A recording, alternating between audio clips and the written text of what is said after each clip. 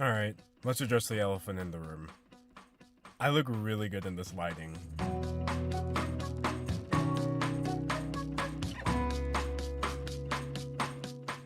Today's video is one of those stories where every time you think it gets bad, it gets worse. That's the theme of today's video, getting worse. But first, let's talk about something better. So guys, we did it. We reached 250,000 subscribers. I'd like to say that I never thought I'd get to this point, but considering the fact that I'm talented, attractive, funny, always correct, and extremely humble. Wait, I ran out of fingers. Basically, it's what I deserve. But thank you for giving it to me. But anyway, that's enough about me. Let's talk about the Prince family instead. See, family channels on YouTube are a mixed bag. Well, that implies that there's good ones. If you take something as real and wholesome as a family and mix it with something as manufactured and profit-driven as a YouTuber, using me as a random example, then you're gonna get something like the Prince family. You either don't like them or you've never heard of them. They have 5 million subscribers and 6 million reasons why their content is the worst thing you're going to see today. Now, this is usually the part of the video where I would explain who the Prince family is, explain my problems with their content, and throw in a couple of jokes that violate YouTube's policy on bullying and harassment. No, I'm just kidding. That was a joke. I would never do that, because then I wouldn't get paid. But this time, I think I'm going to walk you through exactly how I found these people, and then you'll understand why I'm saying these people didn't just cross the line. They crossed all of the lines. Also, I have to give a quick disclaimer. The Prince family includes their kids, but none of the criticism in my video is directed towards the kids because they're kids. Plus, they're super cute, and everyone knows that when you're cute, you're legally immune from criticism. Using me as a random example. So my first introduction to the Prince family was when one of their videos popped up in my recommendations. Catfishing my husband to see if he cheats leads to real breakup, broken heart emoji, crying emoji. Now, I could tell from that title alone that this video was going to be a trash festival where the cringe levels are matched only by how fake it is. So obviously I decided to watch it. Even though I went into it expecting the worst, it somehow turned out to be even worse than that. But it was very entertaining. How the hell they gon' judge us when we came from the bottom? We ain't never had enough. We was living life rough. Okay, why is the intro song really good? I would unironically listen to this. Now we good, now we straight, now we up. Now we good, now we straight, now we up. Sorry, I was just making a tick. We've got rockets.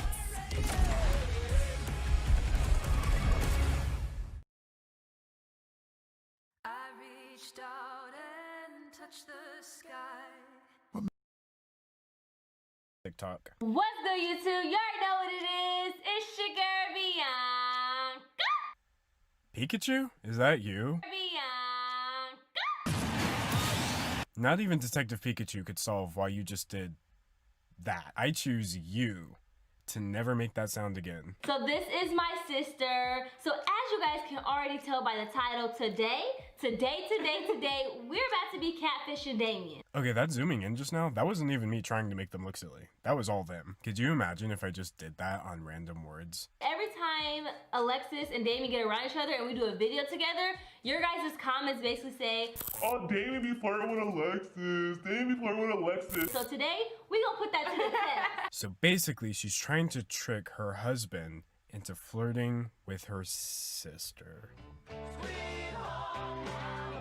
That's so interesting. Like, it's a very interesting concept. It's just that it's also awful and nobody wants it. Know what I mean? I like how even though I just said that and you agreed with me, we're gonna go right back to watching it. Why do we do this to ourselves? So the husband and wife's sister exchange a couple of gifts. I keep saying wife's sister. What is it? Sister-in-law? Wait, they're trying to make him flirt with his sister-in-law. Oh my god. So obviously he doesn't actually start flirting with his sister-in-law. In fact, he sends this gift, which is literally how I feel watching this entire video. It's nice to see that there's a normal person in this video, right? Right? I actually wanted you in the beginning, but I was already with Bianca, plus we had kids. How did you already want her, but yet you met her through me? Okay, Google, how do you delete someone else's video? Well, it looks like me and Damien are gonna be split, and I guess it'll just be me, you, and the kids. Oh, I love the kids. She can be my new baby dad. She can be my new baby daddy, she says about her sister replacing her husband. It's rare that anything on YouTube makes me feel something anymore, but this is coming very close to making me feel uncomfortable, and I don't appreciate it. Okay, so he said, bet, I'm about to go grab some Viagra's. First of all, why are you grabbing Viagra's?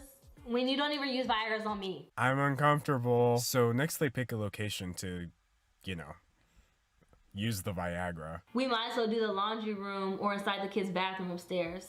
Nah, the couch is fine. The couch is fine. Now are you starting to see why I'm forcing you to relive me watching this video? Every moment that passes, things get worse. Like, the kids' bathroom? Who would suggest that? So anyway, they go to the couch, and the next part of this video is where they reveal the prank. Got you some Chanel. I got you some Alexander McQueen. What are you doing? That sound effect was straight out of Looney Tunes. When have you ever pushed somebody and it made a noise like... That would never happen. You probably thought I forgot to edit in the sound effect. So after shoving him, she proceeds to throw things at him. If this wasn't fake, I would literally call the police. Oh! You got her the shoes that I wanted. This entire video has the same energy as being forced to overhear a very private conversation. So at this point, you may be wondering how they conclude the video. He's texting his sister-in-law, getting caught trying to give her his wife's shoes, and then says, "I thought they'd look better on her," to her face. See, if this was me, I'd just be like, "What's up, guys? Welcome to my divorce vlog." But no, this is how they... Help bring sports back to schools. Grab a spoon. Support the... At least this was a prank, but what you said to her obviously wasn't. Oh, okay, let's look inside the bag. Just to know. It's a note inside the bag. I knew y'all was pranking me. Now please give this to me. Oh my god. No, hell no. My thoughts exactly. So he goes on to explain that apparently the sister's boyfriend overheard them talking, and he let Damien know what was up. So Damien was just pretending to mean the things he was saying in the text to his sister-in-law. And that's basically the end of this video, this 36-minute video. So I was left with more questions than fit into one of my 10-minute videos, but the main one was, how would you not feel weird sending and receiving these text messages to your family members, even as a prank? Which, by the way, they did not do a good job of making it seem like just a prank. In fact, parts of it didn't seem like a prank at all, but I definitely don't have time to get into that. So that was pretty much the end of my experience watching the Prince family. For a second. See, I knew that it would be really entertaining to react to that video, but the issue was I had already announced that November of that year was going to be scam month, so I had 4 whole other videos planned out already. So I just wrote the name of that Prince family video down in my notes, and I figured I'd come back to it. Well, I came back to it, and guess what? I typed on YouTube, Prince family, catfishing my husband to see if he cheats leads to real breakup, and bam, catfishing my husband to see if he cheats leads to my husband to see if he cheats, catfishing my wife to see if she cheats leads to real breakup. So first of all, y'all have broken up that many times. They must be going to couples therapy, ran by a hypnotist. Secondly, this is just gross. I have mixed feelings. On the one hand, they're fake. They're YouTube prank videos. They've never been real. But on the other hand, there are some very real themes running through these YouTube videos, and that's where I start to feel weird. But ultimately, it's pretty harmless, and they've clearly figured out a style of video that works on the platform. I pretty much have to respect it. And that's really all there is to say about the Prince family. Except they have another channel where they posted even worse videos. I'm not trying to go to jail, bro. Go to jail for what? She's 17. She under 80, bro. She'll be 18 in some months. No. Apparently, they used to post on a channel called DNB Nation, which sounds like a car dealership. And this channel has such gems as let's have a foursome prank with Bianca's sisters, and caught getting top from your sister Alexa's prank on wife. It was because Bianca, Rodney, and Lex over here teamed up on me and act like, I don't know, what y'all was, act like y'all was in the bed or something? Act like y'all was having All like... of us was doing stuff with each other. So basically, I take back everything I said. This is not harmless content. This is just gross. And I don't respect these people at all. And the fact that they're posting these kinds of videos while their kids are in other videos on the same channel is horrifying. And they've been doing this for years. So in conclusion, I thought this was going to be a funny video where I laugh at some cringy prank channel, but it turned out to be an ominous realization that these people have tied their family name to incest for views on YouTube, and it worked. Congratulations, internet, you finally shocked me. Also, they have a reality TV show and an entire wiki page dedicated to their other controversies, but I've already gotten 10 minutes of content out of this, so leave a comment if you want me to make a video about that. Meanwhile, I'm gonna go waterboard myself in holy water. I recorded this entire thing in my car, but it's like 90 degrees. But at least I have good audio, you know? We're gonna be in our car, but we're still gonna have good audio. Anyway, it looks like I've gotten 10 minutes of content out of this, so leave a like, tell me what you think, and subscribe if you haven't already. Thank you for watching, and a big thank you to 257,000 subscribers. Okay, bye.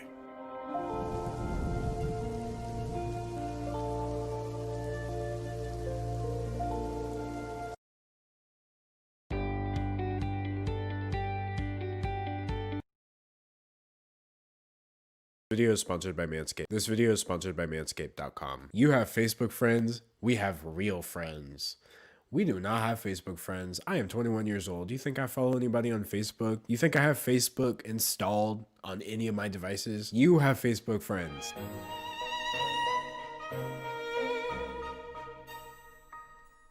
Hi, welcome back to me talking about whatever I want. Today, I want to talk about this article I found because, oh no, oh my, it's a lot. You know, don't think of it so much as an article reading. Think of it as a bedtime story, right? I'll do my best to read it as calmly as possible. And after I'm done, you're definitely going to wish you were asleep. Okay, boomer, really? Here's what needs to be said to the younger generations. So right off the bat from this title, you can tell this is going to be a ride, right? I bet you just can't wait to get into this. But first, of course, I'd like to do a comment shout out for my last video. Yesterday's comment shout out goes out to ST Scoot, who says, I can't find your social blade. Guess this channel isn't real and we've just been put into an experiment led by D'Angelo to see how long it would take for us to realize. You know, the thing about this comment is, I already told you this a long time ago. This is so unreal. Like, we are actually getting a video every day. Unfortunately, I regret to inform you that this is in fact unreal and you are the only person seeing these videos. You really thought I was kidding, huh? This channel is growing so much lately because it is a science experiment. And like all good science experiments, I needed research funding, so... This video is sponsored by Manscaped.com. Manscaped is the only men's brand dedicated to below-the-waist hygiene and grooming. That's why Manscaped created the first all-in-one manscaping kit. This is the Perfect Package 3.0 kit, which includes the new Lawnmower 3.0 trimmer. This thing is super ergonomic, it's waterproof, it has ceramic blades. But my favorite part is it has this built-in LED light, so you get a closer trim without being gravely terrified of nicking or snagging. As a subscriber, if you buy the kit straight from Manscaped.com, you get 20% off your order, a new clean replacement blade delivered to your door every 3 months, and for a limited time, 2 free gifts, the Shed travel bag, and the anti-chafing high-performance Manscaped boxer briefs, which I'm not going to show you because I'm wearing them. Now, you might have just watched this whole ad and thought to yourself, that sounds good and all, but don't even worry about it. The Perfect Package 3.0 kit makes a perfect gift for your man because trust me, he needs it. Anyway, just click the link in the description and at least check out the stuff on Manscaped's website, see what they have. That really helps me out because YouTube doesn't. Again, get 20% off your order and free shipping when you use code D'Angelo at manscaped.com. Oh, that was pretty nice, wasn't it? All right, so before I jump into this article, I just want to acknowledge that I'm 21 years old, right? And I can see in my analytics that over half of my audience is in that 18 to 24 age range.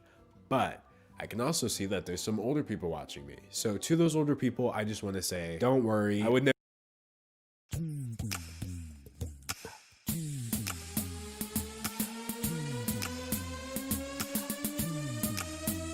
never do you the disservice of lumping you in with the guy who wrote this article. I know he doesn't speak for all older people, and trust me, after you read this article, you're going to be glad that he doesn't. So Michael Levin, I don't know much about him other than that he looks like this, and he has a book called I Could Be Wrong, But Probably Not, which honestly tells me everything I need to know about him. So I guess he's like a humor columnist, so a lot of this article is supposed to be sarcastic or I guess satirical, but there's some very real themes running through this article which I think should be addressed by somebody of the younger generation, as he puts it. Over the ages, generations have competed, criticized, and looked condescendingly down on each other.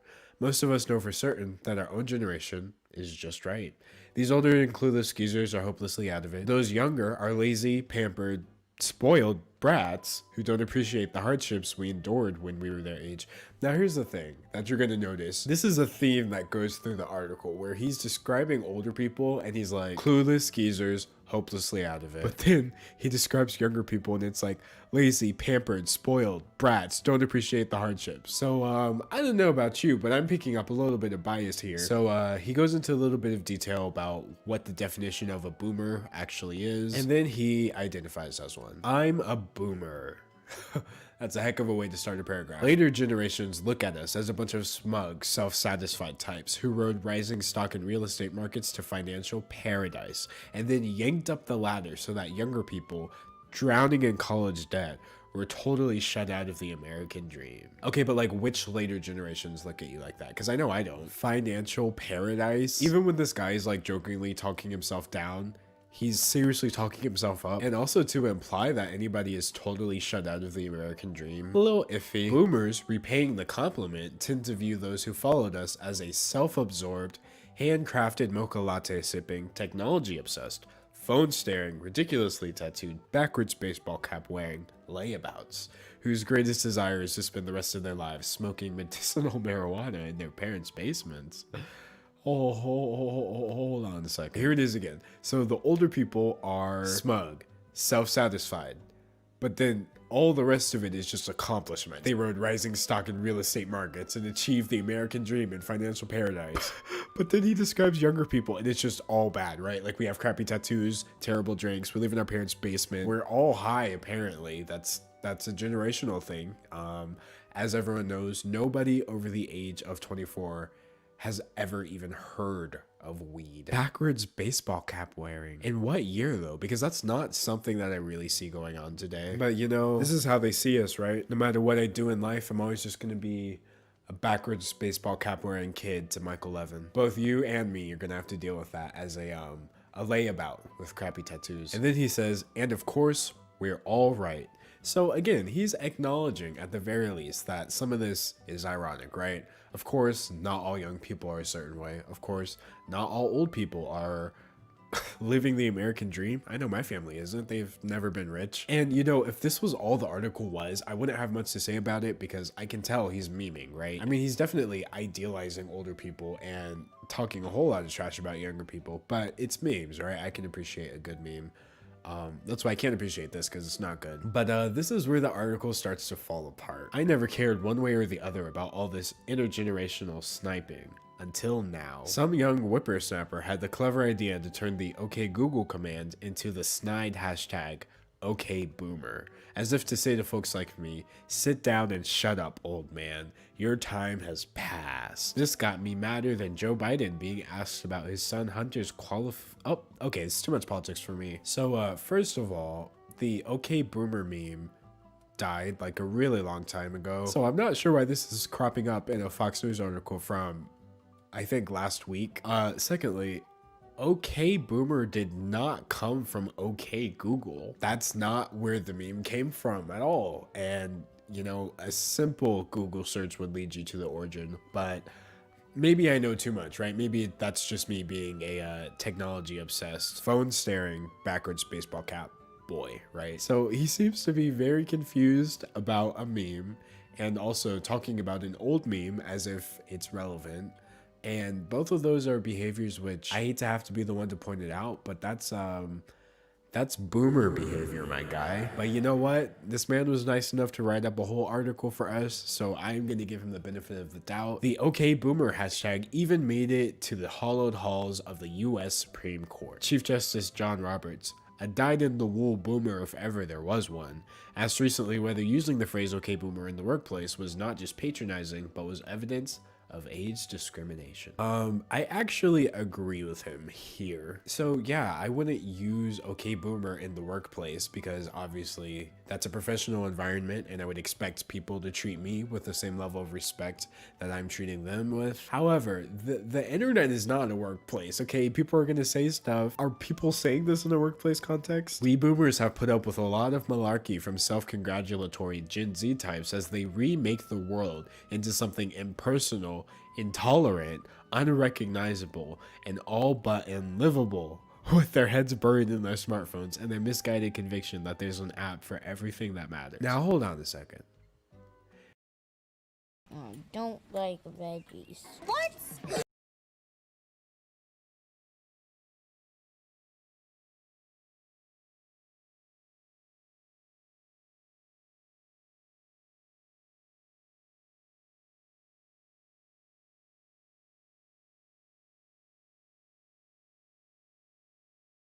Did he just say that we're making the world intolerant because by his own definition as a boomer, he was born sometime before 1964. While this man was alive, it was legal to discriminate against people in the United States based off of their race, color, religion, sex, or national origin. So but no, it was me, right? It was us. It was the baseball cap kids who made the world intolerant. So keep that in mind. But thankfully, even though, you know, we ruined the world by embracing equal rights for everyone, Mr. Michael Levin forgives us. He says, we tolerate their naivete because we were young ones too, but we can't even get through to them because their earbuds are cemented to their ears and they're spending every waking moment staring narcissist-like at their social media feeds. First of all, we don't have earbuds cemented to our ears, okay? We have AirPods cemented to our ears. I'll let you call me a baseball cap boy, but I'll never let you call me poor. As for this idea that we spend every moment staring narcissists-like at our social media feeds. Now, do you think that my social media feed is just me? Like, is it just a reflection of myself? I could see how that would be a little concerning. But seeing as my social media feed is generally filled with other people, not sure how this makes me narcissistic. I'm mad as hell at the younger generations. If you're part of this group, I want to tell you why you've screwed up a perfectly great world and just what you need to do next. Now, I know that part is hopefully ironic because there's no way he thought the world was perfectly great back when someone like me wouldn't even be allowed to have a YouTube channel. But then he starts launching into a tirade of why exactly he's better than you, better than me, better than everybody who's not a boomer. So listen up to why you've ruined the world and exactly what you need to do to fix it. You spend your days staring into screens. By contrast, we make eye contact and therefore have empathy and real connection with other human beings. I mean, I have a family. This whole channel may be a science experiment, but I was like still born. I also have friends. But I'm getting too hung up on this, right? Clearly because I'm self-absorbed, right? I immediately made it about me. SMH. There I go again. Baseball boy. Classic Gen Z mistake. Let me listen instead of, you know, making it about me. You have hooking up. We have relationships. You swipe right. We live right. Hold up. There's no more relationships? Also, is he trying to act like nobody ever had a hookup before Tinder existed?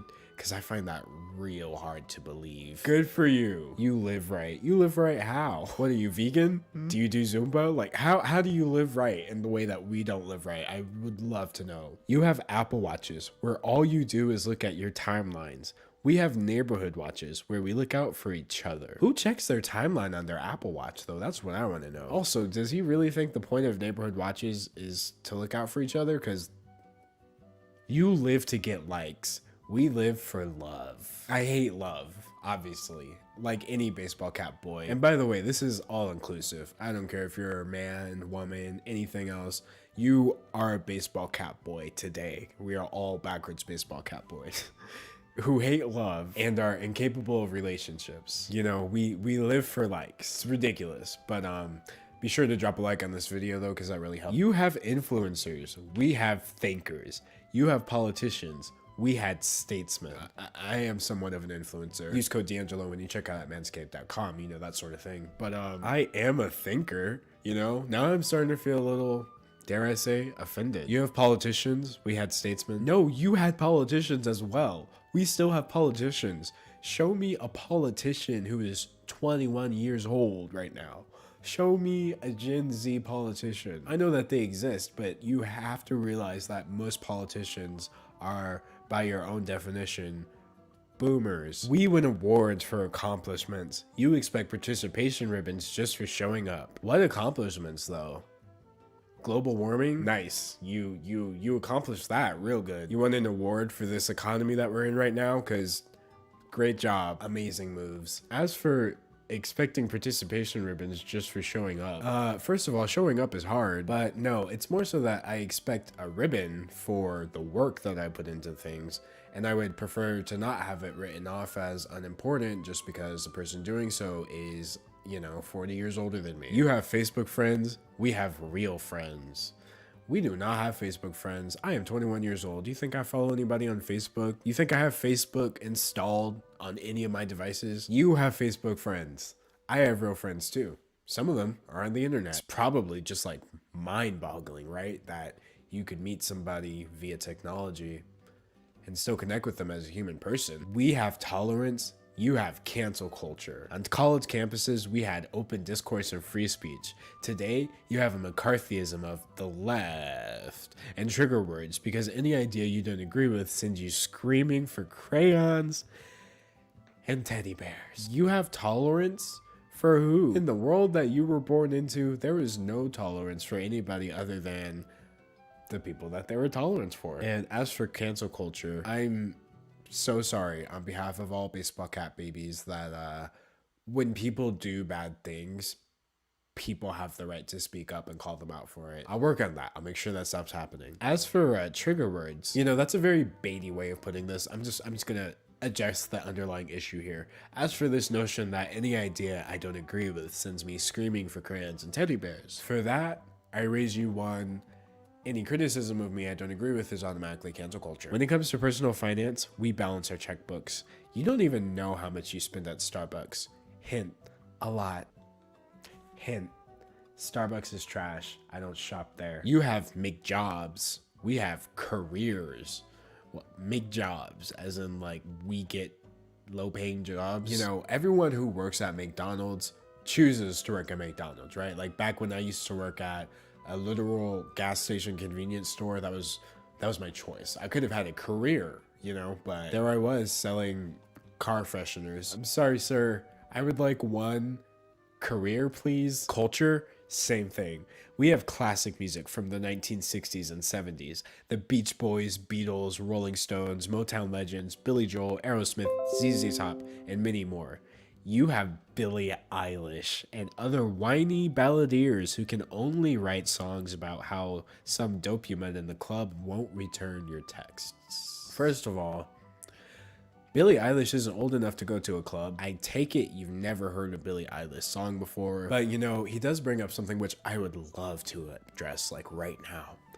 Maybe, and hear me out, maybe music hasn't gotten worse over time. Maybe you've just gotten worse at finding good music because you're out of touch with modern technology and you don't know how to sort things in a way that allows you to consume media which you enjoy, as opposed to the understandably overrated artists that flood our timelines. But no, you know, Billie Eilish bad. Okay, Gen Zers, I get it. You're in a squeeze because of student loans, and yes, it looks like our generation pulled up the ladder. If you could just stop saying pulled up the ladder, I'd really appreciate it. It's like this notion that I need a ladder, or that you even have the capability to give me anything that I couldn't give myself. Let me just throw this out there. Nobody in this world, boomer or otherwise, has anything that I can't get for myself. And that's not just for me, that's for everybody watching this video. There's nobody in the world who has something that they need to hand me a ladder so I could reach it too. If you did that, I can do that too. So no, I don't really need any ladders from boomers or anyone, but you know, maybe I don't know I need the ladder, right? Maybe it's the ladder I never knew I needed. But that's just like you kids, to play the victim card. In truth, every generation has it hard, just in different ways. Yeah, well, you know what else we have in this generation? Emotional intelligence, that's a thing. And you know, generally, emotional intelligence would dictate that while it may be true that you have experienced equal, if not more drastic hardships than others, when they're explaining those hardships to you, maybe you don't make it about yourself. Maybe if someone's explaining a hardship to you and you're making it about yourself, you might be a little, dare I say, self-absorbed. That might even be narcissistic? No way. Is Michael Levin a baseball cap baby? My mind is being blown right now. I don't know about you. This is the best bedtime story ever. I haven't laughed like this since... Let's be honest, I'm not laughing. You actually have the benefit of disintermediation, a word that didn't exist when we were your age. Does it exist now? What kind of word is that? On Amazon, Etsy, Fiverr, Upwork, and other sites, you can sell your ideas, creations, books, and time to markets all over the planet without ever having to create a resume or get a job. This man just said, on Amazon, Etsy, Fiverr, Upwork, and other sites, you can turn your ideas into a job and then profit from them. without ever having to create a resume or get a job. So make that one make sense. I guess what I'm doing right here is not a job. I've just been doing it every day because of disintermediation. See, I'm learning. I may be a baseball baby, but I can pick up a trick or two. By contrast, we had to prove ourselves to gatekeepers and bosses, working our way up slowly, instead of starting tech companies and becoming gazillionaires not long after hitting puberty. So, you do realize that Bill Gates is a boomer, right? Yeah, Bill. In a year of firsts, let's make the next one comfy, cozy, and uniquely. Bill Gates is 64 years old, so if Bill Gates and his boomer self could start an enormous tech company, oh, would you look at this? Jeff Bezos was born in 1964, making him barely a boomer, but still one nonetheless. It's almost like even if you are over a certain age, if you embrace new technology instead of outright rejecting it, then you can find out how to make it work for you instead of feeling like it separates you from other people who do know how to use it. But what would I know? I'm a baseball cap boy. I'm having too much fun with this baseball cap boy thing. Pro tip, as you young folks like to say, the next time you hold up. Pro tip? What young folks like to say that? And by the way, if we young folks like to say pro tip, then what was it a few minutes ago when you were like, hint? Is that not just a different word for the same thing? It's almost like people snarkily bringing up information has always been a thing, way since before Shakespeare. Anyway, pro tip, as you young folks like to say, the next time you see gray hair, think of it as a sign meaning information center. We boomers didn't get where we are by hanging around coffee shops and staring at InstaChat and Snapface. Okay, obviously that's irony, but we earned everything we have, from our careers to our marriages, to our houses, to our 401ks. And if you can get over your own youthful arrogance and ask us, we might just tell you how we did it. Oh yes, great Michael Levin. We come to you today to ask how you wound up in your marriage and your 401k and your career. Please, I'm just a struggling YouTuber, okay? I'm just a struggling baseball boy. I mean, I literally have a career. I just did that Manscaped ad. Use code D'Angelo when you check out Manscaped after this video, by the way. It's almost over. People who do things on the internet have careers. I'm doing work, and then I'm getting money. And then I'm using that money to pay for my responsibilities. But like, it's not a career. I mean, I edited this video at a freaking Starbucks. Is that not the most Gen Z thing you've ever heard? I edited this video at a Starbucks, guys. Where's my baseball cap? Anyway, I feel like I tore that article to shreds. Michael Levin, if you're watching this, you know, it's all in good fun, maybe. Though there were some very questionable ideas you had running through that article, so I hope, despite all of my sarcasm and my bad attitude, I was able to at least address some of them. But I mean, even if I did address it, even if I was right and he was wrong, I'm wearing a backwards baseball cap right now. You're gonna listen to a backwards baseball cap, baby? I didn't think so. So ultimately, who cares?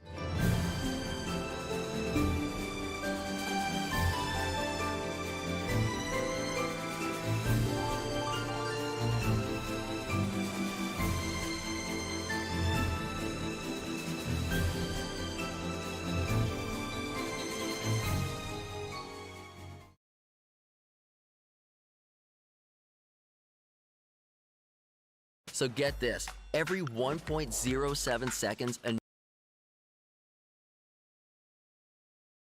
When I found out that Troom, a weird company that makes even weirder videos, made a second channel called Woohoo, I thought I had my work cut out for me. It's just Troom.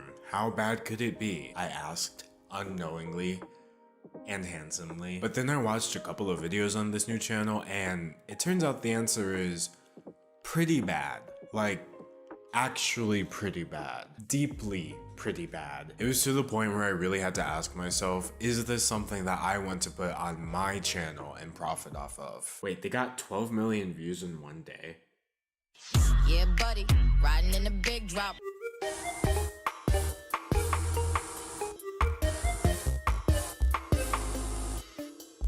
Now, I actually tried following Troom Crafts in another video, but then they copyright claimed me, except the footage they claimed was my footage. So I guess I followed the tutorial really well. Anyway, let's watch this woohoo video called I Dare You Challenge. Let's do a dare challenge. Pick a dare, then do it, unless you are scared. Okay? Okay, like did I ask? Did we need the extra peer pressure? I like how these videos are marketed towards actual children, but she's just like, hey kid, you better follow our video. Otherwise, you're weak and scared and Santa Claus is going to die and your parents are going to get divorced. So follow our life hacks today. All right, let's let this cute white rat loose under your shirt. No? Better idea. Why don't you leave that rat alone? You think he wants to just rummage around under some random girl's shirt? What if he's not even into girls? Also, can we talk about how many conflicting emotions are happening in this one screenshot? I feel like I pretty much experienced each one of these emotions separately while watching this video. How long will you make it with a rodent in your clothes? About 21 years? That's enough! Get it away from me! What is that voice acting? That's enough! I can't tell if like I'm amused by this or actually terrified. But to be fair, I make that same noise 5 seconds into any Troom Troom video. They play the little intro animation and I'm just like, that's enough! Get it away from me! I can't do it anymore! Simply Safe on home. Statistics show guys in my profession avoid places with home security. Still, only 1 in 5 houses has it. You know, maybe it's because Also, can we please talk about how dirty this guy's phone screen is? I know that's like pointless and pretty rude to bring up, but when has that ever stopped me? How'd you let something get this crusty? Take a look at your screen, it's disgusting. Was it just me or did that kind of flow? Like, did I just spit bars? Yeah, buddy. Your phone is disgusting. Wait, should I make a diss track on Troom Troom? Nah. Besides, I just realized that's not dirt, that's his reflection.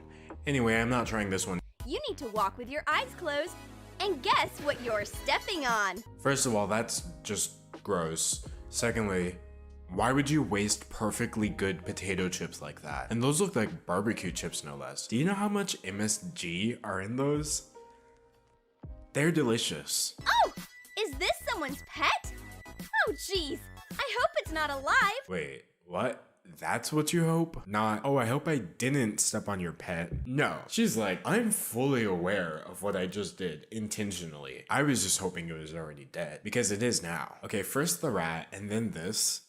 I'm calling PETA. PETA? Where's PETA? Oh, they didn't answer. They were probably busy euthanizing animals or something. Anyway, I'm not trying that one either. The next task is to walk around on a hot summer day wearing heavy winter clothes. Okay, now they're just personally attacking me. I wear winter clothes in the summer, like, a lot. Huh? Swap clothes with someone? Now this'll be interesting. Oh my gosh! This is the most stylish couple in town together. Let those legs shine. Did she just... Okay, you do realize that that's called groping, right? And if he had done that to her, but because she did it to him, it's funny? Yeah, buddy. Riding in the big drop. Anyway, I'm not trying that. Let's test your brutality. Guys, I dare you to rip a waxing strip off your leg. Alright, so I think it's pretty safe to admit at this point that nothing in this video is worth trying. But just to make sure, let's just go through a list of all the activities that they're encouraging their child audience to try in this video. You ready for some ASMR? Shoving a rat down your shirt, walking across trash, dressing warmly in the summer, groping your friends, waxing your legs, doing the cinnamon challenge in 2019. Tragic. Putting clothespins on your face. Is this really all the evolution of humanity led to? What else? Pour living maggots on your feet, blend everything in your fridge, and drink it. Pull the hair out of your shower drain and rub it on your body. Wait, what? Pull the hair out of your shower drain and rub it on your body? What? Lick your own feet, eat weird meat, and that's it. Did you like today's challenge? Comment below what you'd do if someone dared you.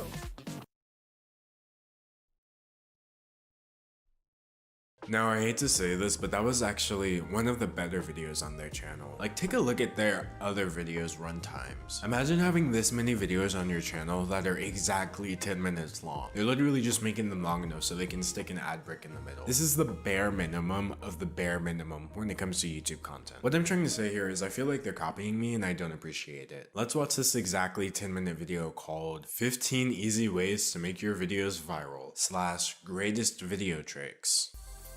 Do you want to make your hair look interesting? Put your head on the sofa. Start filming and move your head smoothly. Wait, so step 1 is already have friends? You know, suddenly I'm starting to feel like this tutorial isn't gonna work out for me. Let's film 2 people jumping into the pool. Water changed us. If these are the greatest video tricks, then the art of special effects is dead, and Woohoo killed it. Using a GoPro camera. Be sure to bring your sheet and a pillow with you. And combine the 2 clips starting from the moment you touch the bed. Okay, maybe that one was actually cool. Maybe that was a hack, okay? But Woohoo is still on thin ice. Don't think we forgot. Take a bunch of pictures of your friend jumping and moving forward. Then stitch the photos together and get what looks like a video of him flying. I like how it says take a bunch of pictures, but you can literally see on the guy's phone screen that he's recording video, which kind of just goes to show how they know that these life hacks are way too advanced for a child to try. So remember how the video is 10 minutes long? Well, the life hacks actually stop at 8 minutes. These people put in 2 consecutive minutes of repeated footage that was already shown in the video just to drag it out to 10 minutes.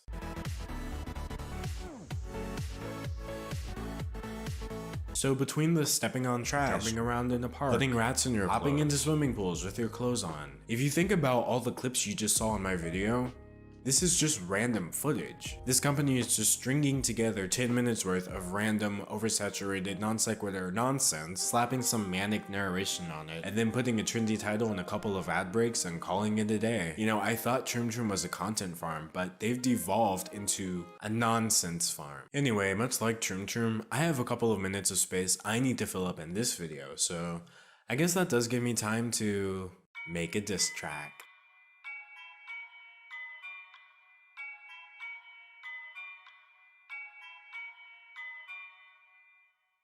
Is Woohoo taking over YouTube, racking up the numbers, counting hundreds like a guru, coming up for Troom Troom, paid to be a cuckoo, 4 million hits. If you want this, then what would you do?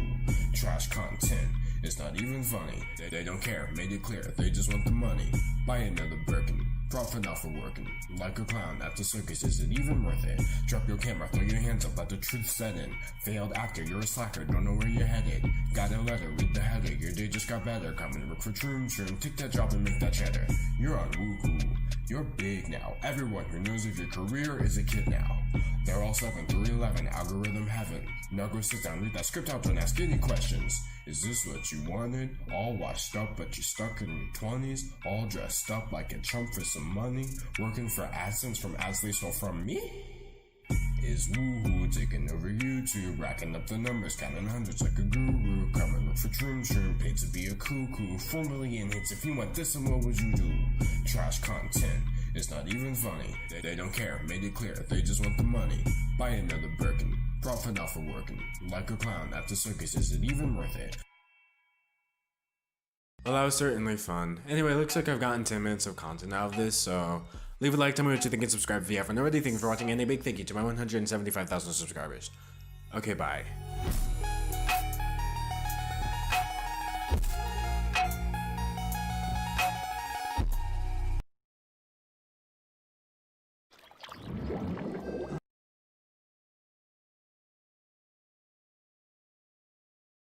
YouTube is serious business. I get the information in my videos from all over the web. I scour Twitter, Google Trends, the Wayback Machine, and even Reddit. I will stop at nothing to find content. Please give me content. Dear God, please help me. I need content. But apparently I should have just gone on Facebook because what is this?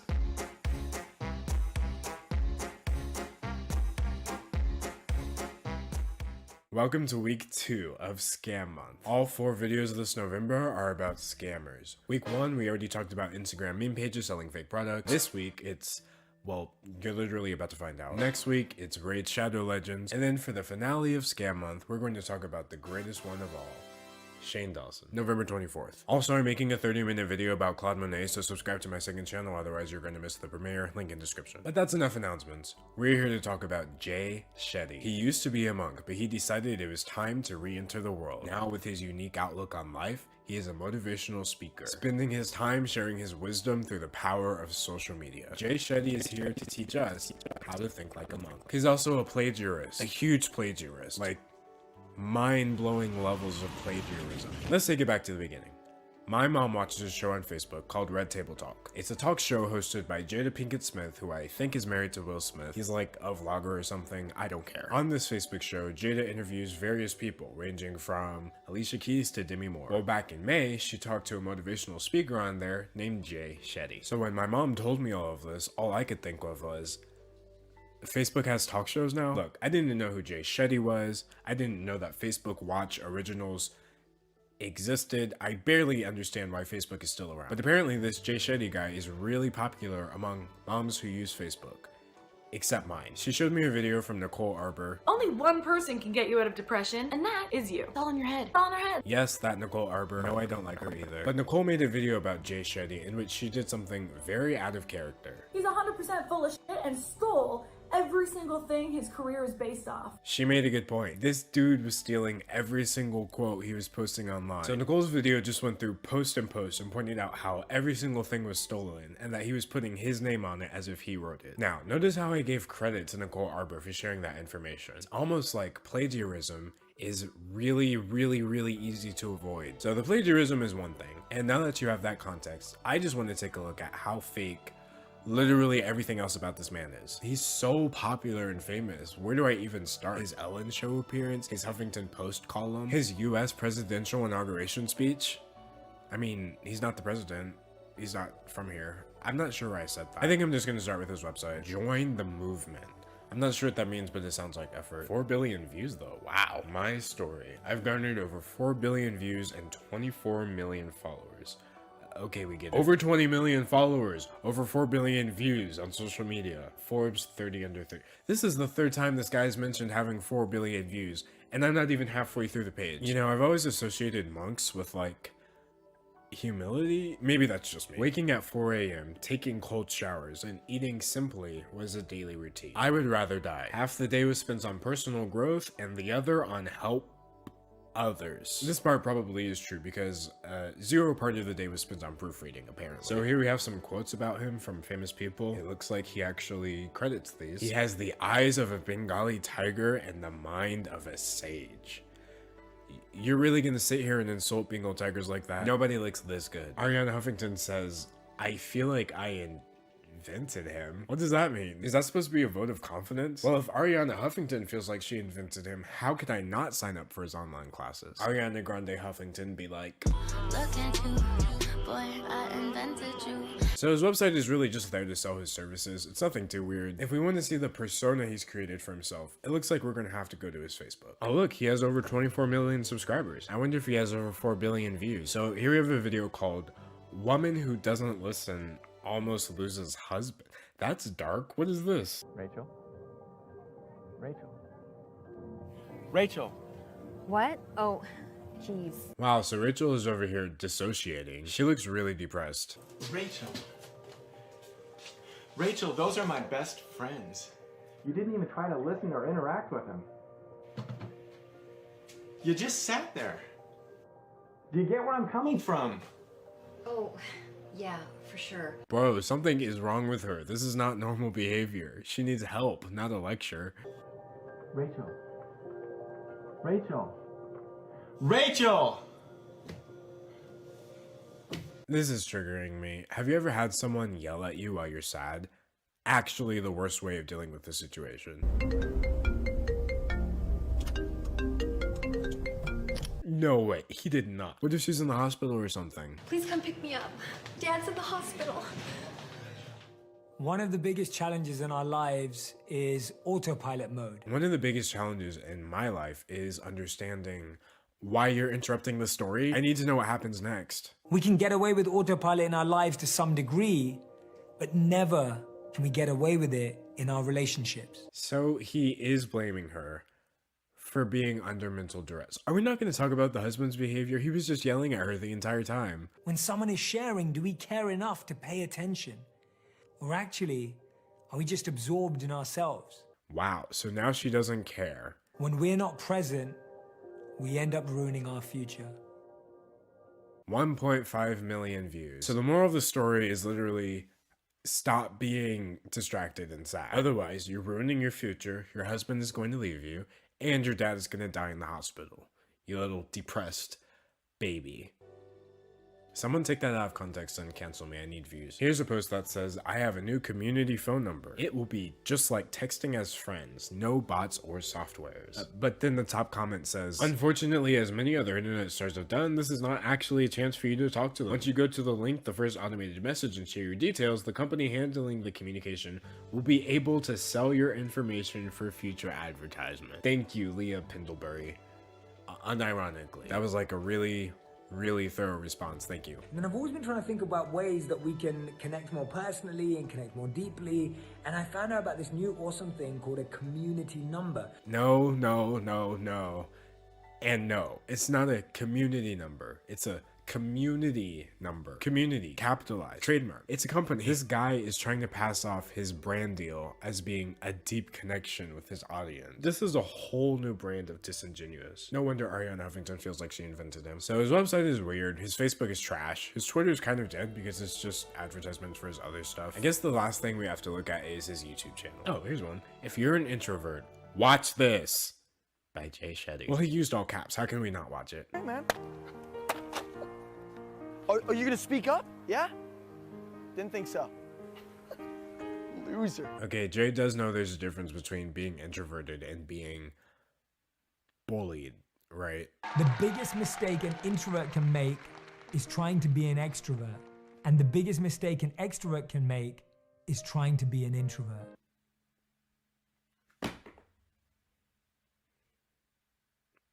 This man doesn't say anything in any of his videos. His entire platform is built off of emptiness, and then he's selling it to people who feel empty. He is actually my least favorite kind of person. So as you can see, the plagiarism was the least of his concerns. This man probably started off with legitimate insight, but now he's using his platform to peddle community numbers and repost memes. Jay Shetty is a spiritual meme page. Oh, and as for the plagiarism, he's not taking credit for other people's words anymore. He's just saying anonymous or unknown, even though I found the original post in like 30 seconds and half a Google search. Now, I'm not going to make any more videos about this guy, so I'm going to try to fight off his stands proactively in this video. They always say the same 3 things to people who criticize them, so I'm here to debunk them. The reason I don't need people like Jay Shetty is because I have a life. When I need wisdom and insight and understanding, I get it from the people around me, not some random dude on Facebook. Do I spread negativity on my channel? Yes. Do I spread positivity on my channel? Yes. Life isn't all negative or positive, so I'm not going to try to cram it all into the positivity box. Also, I guarantee you laughed at least once during this video, and if you didn't, maybe you need to work on the positivity. I am unhappy sometimes, but do you know how weird it would be if everyone thought I was happy all the time? This weird. And as for jealousy, I've never been jealous of fake success. The only thing I'm jealous of is 24 million subscribers and 4 billion views. Anyway, that roller coaster concludes week 2 of Scam Month. Looks like I've gotten 10 minutes of content out of this, so leave a like, tell me what you think, and subscribe if you haven't already. Thank you for watching, and a big thank you to my less than 24 million subscribers. Okay, bye.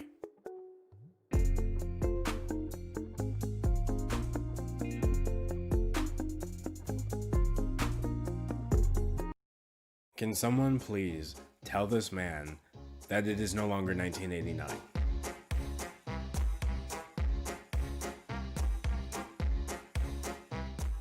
Welcome to week 3 of Scam Month. All 4 videos this November are about scams, and we're already halfway through. Week 1, we already talked about Instagram meme pages selling fake products. Then week 2, we talked about Jay Shetty and his motivational Facebook cult. This week, we're talking about a lot. And then next week, for the finale, we're talking about everybody's favorite YouTuber, Shane Dawson. November 24th. Now, full disclosure, this guy we're talking about today is not a scammer. This guy is more of a snake oil salesman. This guy's entire brand is about becoming something that doesn't work. That something is an alpha male, and this guy is alpha M.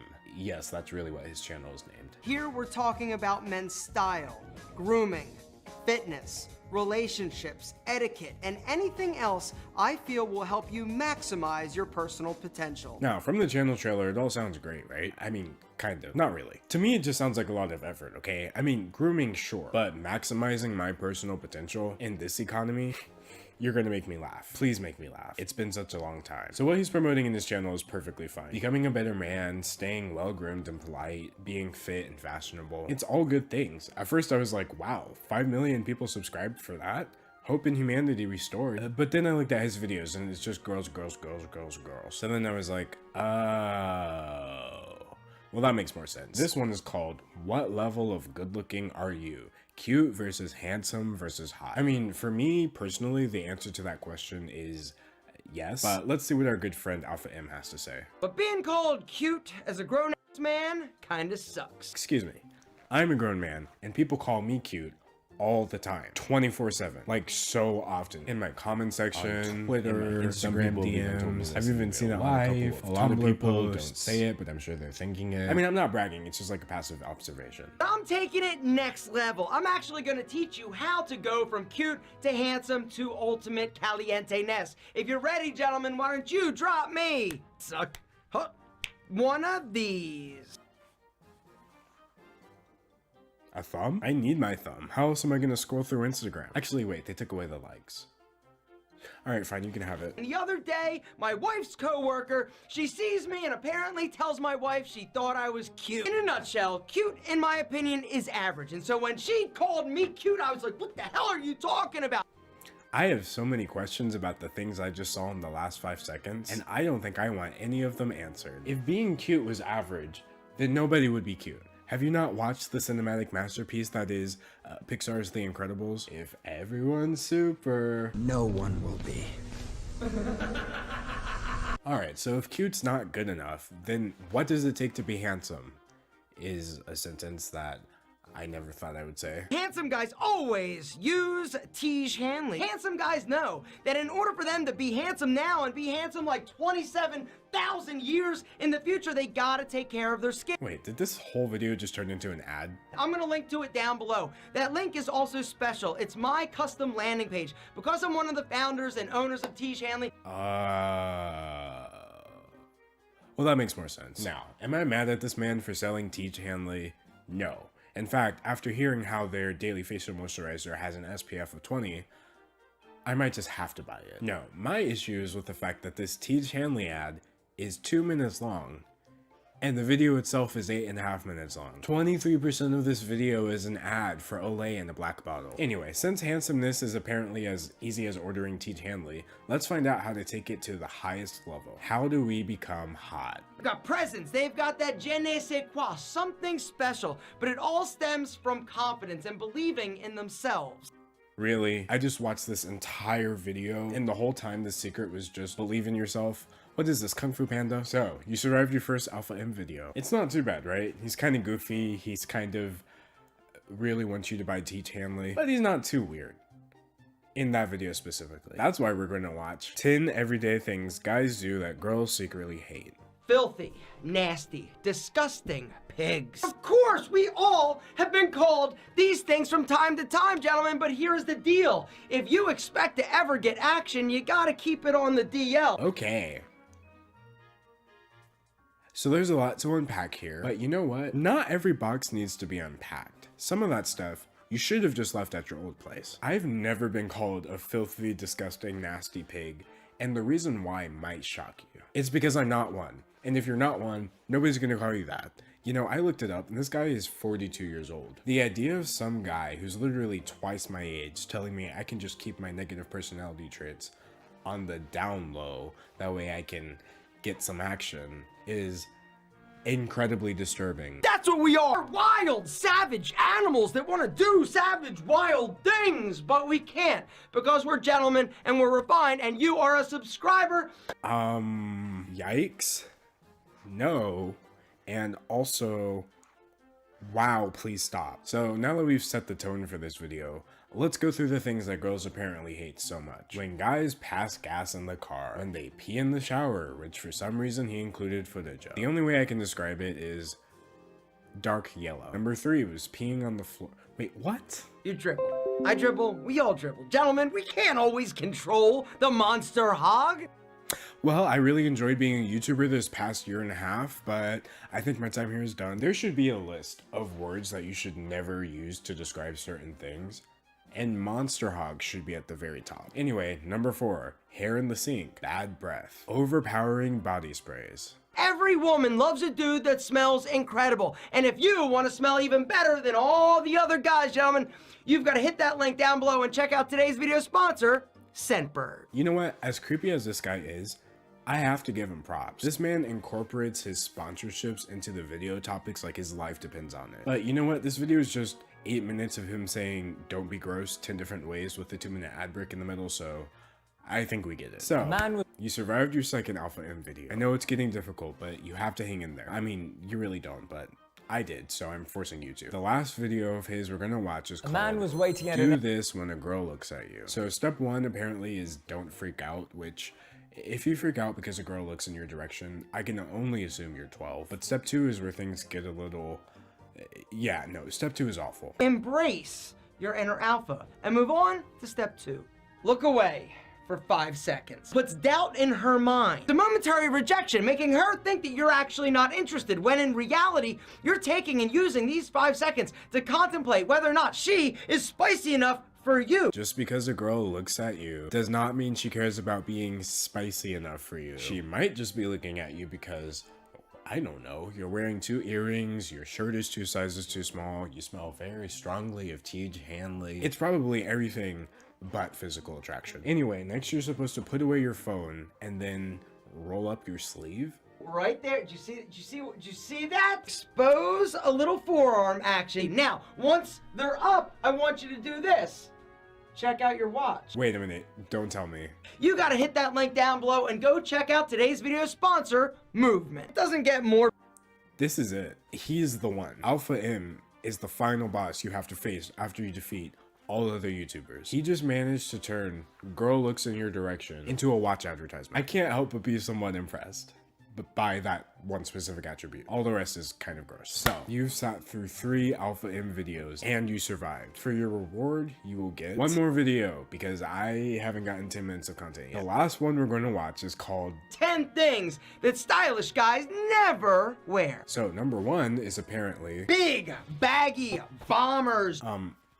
Excuse me? Gentlemen, it's all about the fit. This is how I want your bomber to fit. Did I ask? What? The AC came on. Anyway, what else should I not be wearing? Neon. Okay, you know what? I came here to attack this guy, not to be attacked. Stylish guys never wear are oversized, big, bulky watches.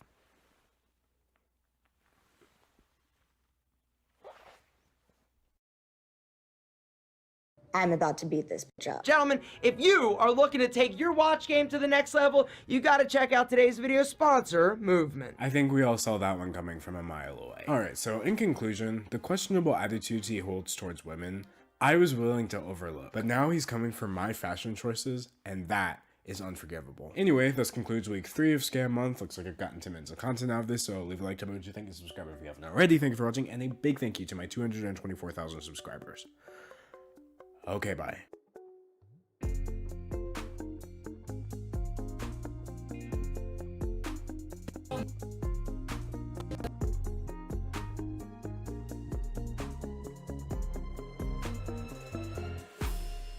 T.J. Hanley. It is fun to say, I'll give him that.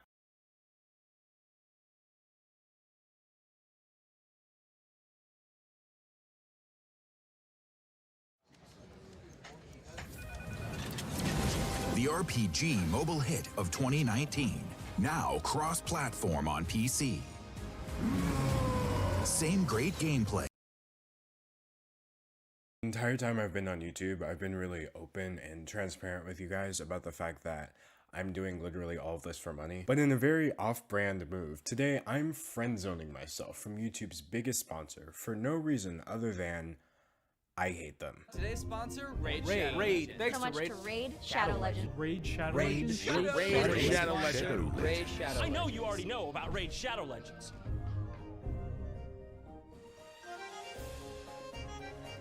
Now, this video isn't a commentary on the YouTubers who promote Raid because everybody's gotta eat. Plus, that would be like attacking my coworkers for doing their job. Everyone I showed is a really good YouTuber. Some of them are almost as good as me. No, I'm just kidding.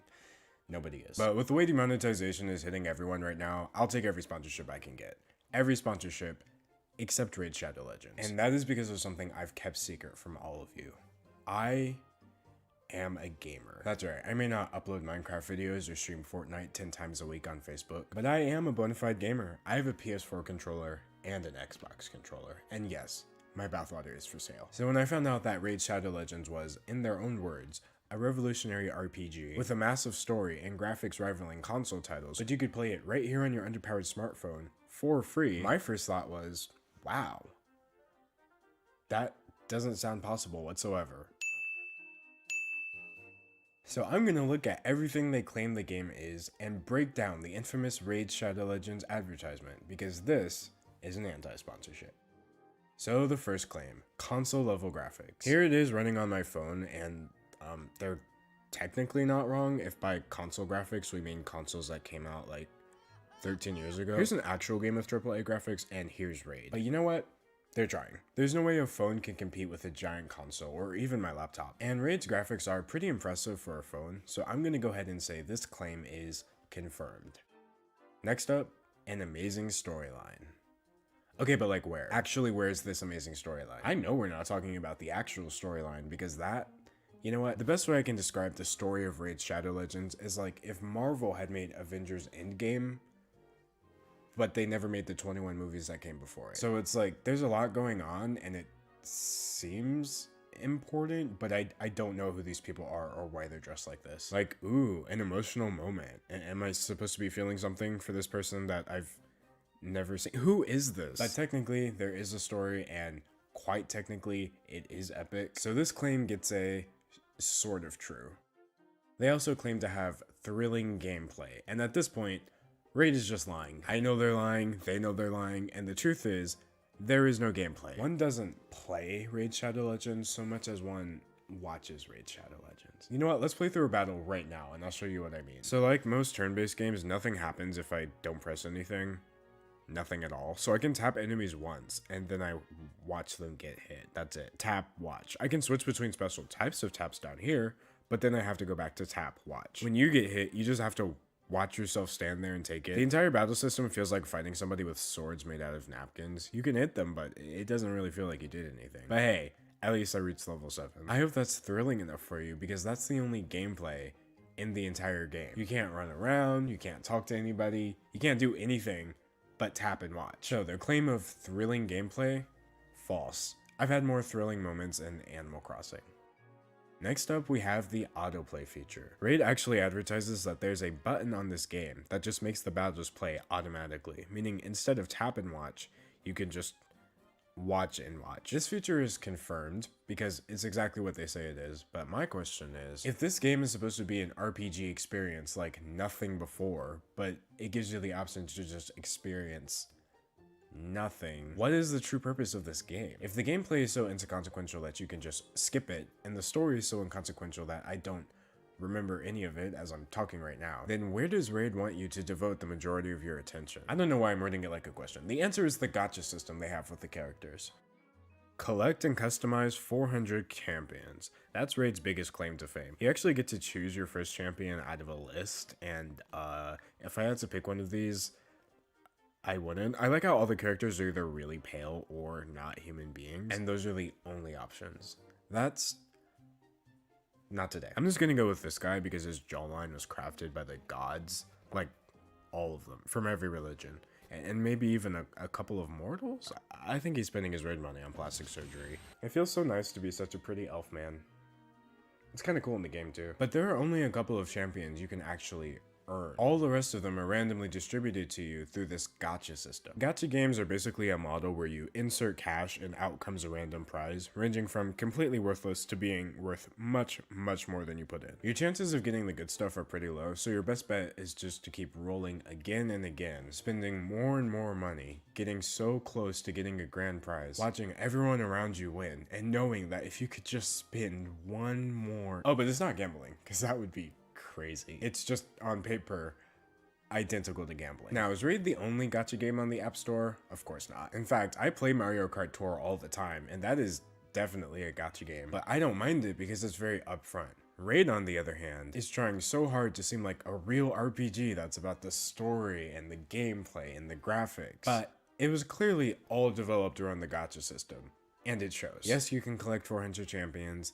No, you're not going to get them unless you spend absurd amounts of money. This claim gets a sort of true. Now I'm going to look at the very last claim. The game is highly rated and award nominated. As for the latter, it's great that they were nominated for a Play Store award, but hosting awards for mobile game apps is kind of like hosting the streamies for YouTubers. Sure, a lot of people were nominated and some of them may have even won, but at the end of the day, we're all doing YouTube for a living, so in the grand scheme of things, I'm pretty sure we all lost. As for the high reviews, between the amount of times the game has crashed, the amount of pop-up ads in the game begging me to spend money, and the amount of actual negative reviews on the Play Store, I'm pretty sure they allegedly definitely paid for the majority of their positive reviews. Let's read some of the negative ones. My camera died in the middle of me looking for reviews, truly preying on my downfall. Anyway, it seems fun at the first 2-3 months, but then you realize that the events they promote inside the game are just impossible to achieve the rewards without spending money. I like this game so much that I gave it a 5-star review, but as time went on, you realize how greedy and in your face with how much they want your money. If you download this game, you'll have fun for a month. Then you start to get tired of clicking out of about 10 pop-ups, which they call deals, which are ridiculously overpriced. They suck you in, milk you for what you have, and that's it. You will quit after you realize it. All the reviews are quitting. This is so sad. Could have been the best game of its time. Don't waste your time unless you have hundreds of dollars to throw away on crappy random chance mechanisms. Go feed a slot machine instead. At least they might pay out.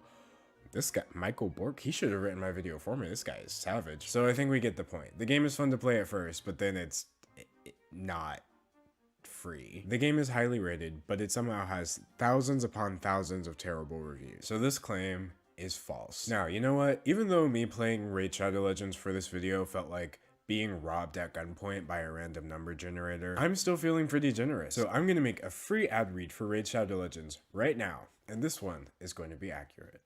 Today's video is brought to you by Raid Shadow Legends. Raid is one of the top RPGs on the Google Play Store, even though it's barely an RPG and the top reviews are fake. 15 million people downloaded this game in the last 6 months, but we're guessing 14 million of them never actually made an account because the game is pretty dry. There are 400 champions in this game, but your probability of getting a useful one is 0.6%, so you can play Raid for free, but just know that if you do, you're not getting any of them. Raid has amazing combat. It's so fluid, it's almost like it moves without you. Raid has graphics on the level of a console, rivaling the PlayStation 3 and the Nintendo Wii. And it has an extremely convoluted story with no cutscenes. I played Raid for hours and I still want to know, who are these people and what is happening? Oh my gosh, it's a dragon. Click the link in my description and install Raid today to get 50,000 free silver, also known as less than $1. And who knows, you might even find me in the game, but I definitely won't be playing. Raid,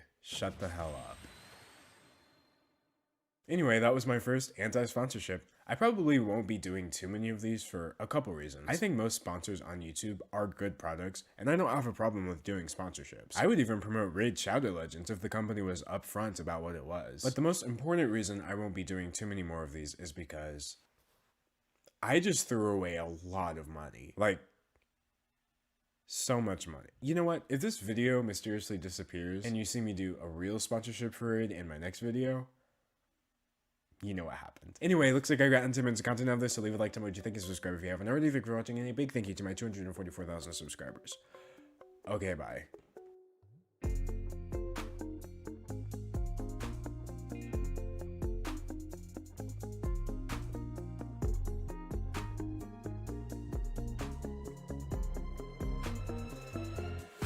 By the way, I did put special links in my description, so make sure you click on those for a little surprise.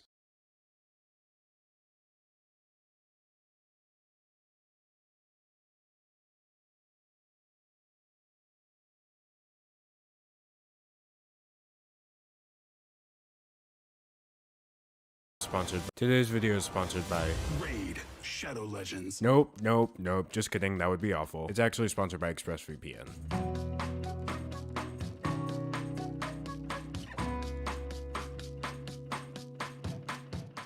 Alright, so just as I did in my last video, I'd like to emphasize that this video is a criticism of the company, not a call out of the creators. Bills must be paid, and that's not easy when the bill payer is YouTube Incorporated. I once got an email from YouTube informing me that I got demonetized for being an adult. That didn't happen, but the fact that you had to think about it proves why we do sponsorships. And that's why I'm glad to announce this video is sponsored by ExpressVPN. I don't really know enough about technology to explain how a VPN works, but I've been hacked enough times to know why I need one. Someone stole my YouTube password last year. They managed to steal it over a Wi-Fi connection when I was editing my videos out in public, which I didn't even think was a thing. But now with ExpressVPN, all of my data going to and from my laptop is encrypted. Hackers can't see it, your ISP can't see it, not even ExpressVPN can see it. Your entire livelihood is on the internet, so don't let someone take it just because your data is insecure. Also, you can download ExpressVPN, change your location with one click, and then watch Kiki's delivery service and a ton of Studio Ghibli movies right from Netflix. So that right there would be enough to convince me. Look, my Twitter trends are in Japanese. I don't speak Japanese. Check out ExpressVPN from the link down below and find out how you can get 3 months free. That's expressvpn.com/D'Angelo.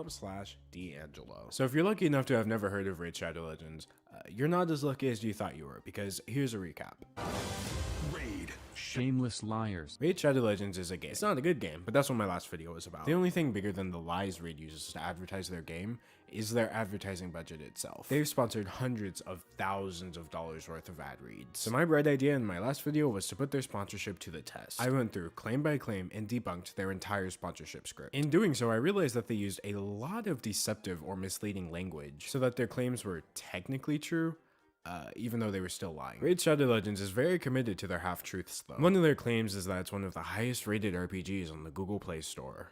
Which, sure. But most of these high reviews were paid for to offset the thousands and thousands of horribly negative reviews. Allegedly. For some reason, Raid is obsessed with maintaining an image of honesty and excellence, despite the fact that everyone just considers them to be the poster child for putting money over the little things, like quality or honesty. I think the main conclusion I came to in my video is that Raid Shadow Legends just straight up lied about what it is. It's not an RPG, it's just a pachinko machine with a few loading screens. And like all gambling services, it makes bank, which in turn fuels the excessive amount of sponsorships that plague the poor denizens of YouTube.com. So maybe with all these things considered, I shouldn't be quite so shocked at Raid's newest lie, but if anything, I think I'm just more so shocked that they thought anyone would fall for this. Hi there, we do not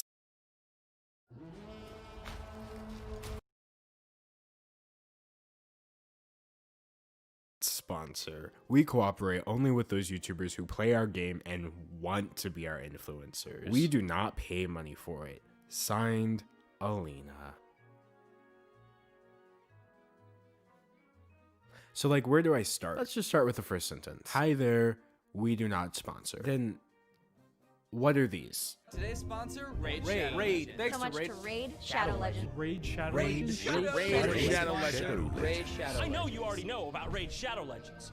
Just go to the YouTube search bar and type up install Raid for free and look what comes up. Everything comes up. Half of the videos on this website come up. I feel like a disappointed parent. Like I have a hypothetical toddler named Raid Shadow Wallace and he's holding a red marker and there's red marker all over the wall and I ask him, how did that get there? And he says, look Pops, I don't draw on walls with red marker.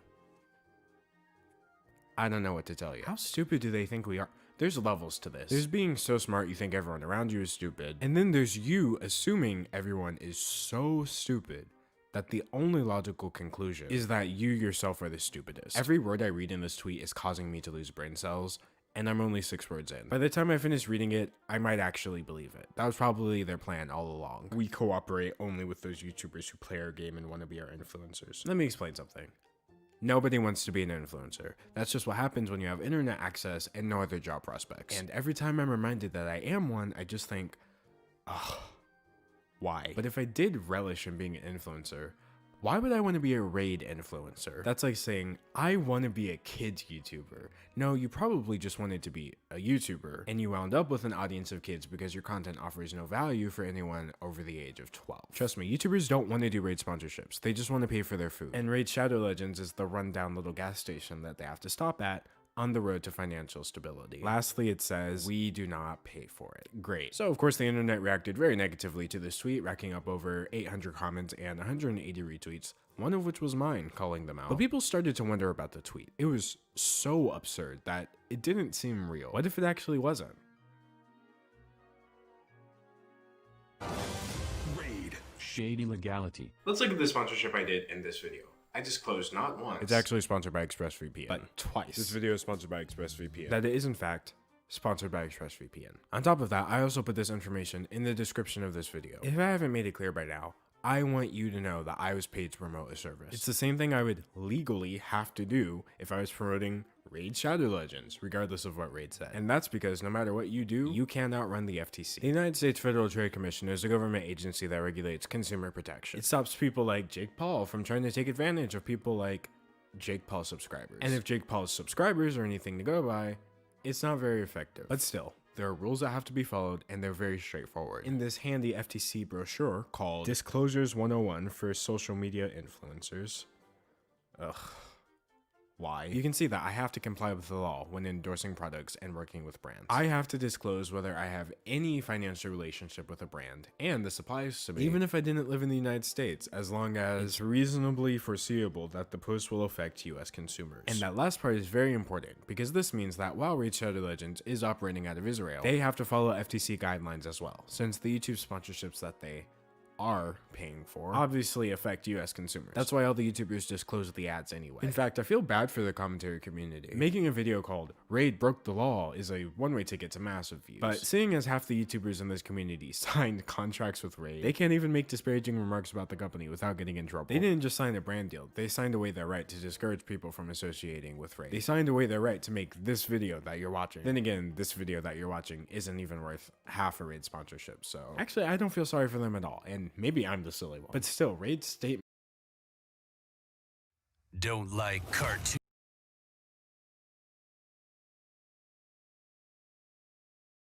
makes these YouTubers out to be liars and puts them at odds with the FTC. Or at least it would, but honestly, even something as incompetent as a US government agency can probably very easily see that Raid is lying here and that the YouTubers did the right thing and disclosed their sponsorships. So as you can see, it's flat out illegal to say that Raid doesn't pay YouTubers to do sponsorships, but they still said it. In fact, it's a little weird that they still said it because barely 2 weeks prior, the FTC announced that they're cracking down on misleading advertising practices. It says in no uncertain terms, when companies launder advertising by paying an influencer to pretend that their endorsement or review is untainted by a financial relationship, this is illegal payola. In other words, YouTube's biggest sponsor broke the law. And I think they realized that because they tried to take it back really fast.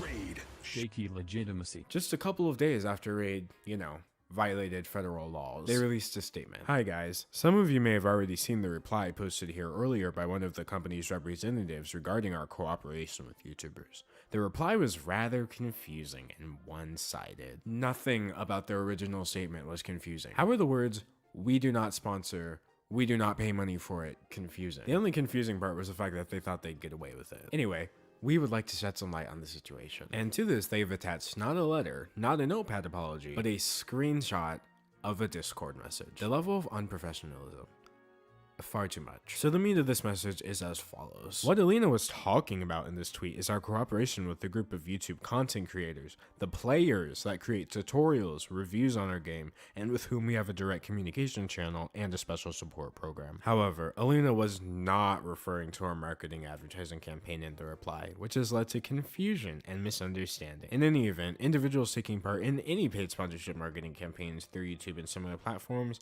are obligated to include proper disclosure. Oh. So my entire video is wrong because they weren't talking about not paying for sponsorships. They were just talking about not paying gaming YouTubers who choose to make Raid Shadow Legends gameplay videos.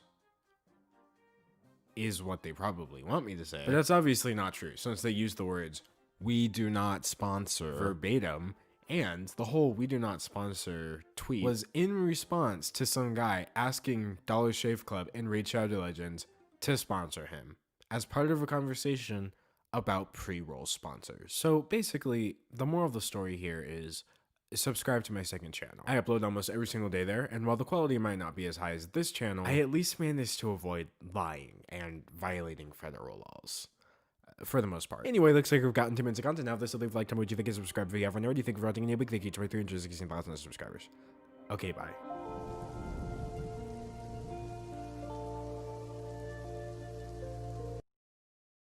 This is an ad for a new diaper brand called All Good. Diapers that make a difference, only at Walmart.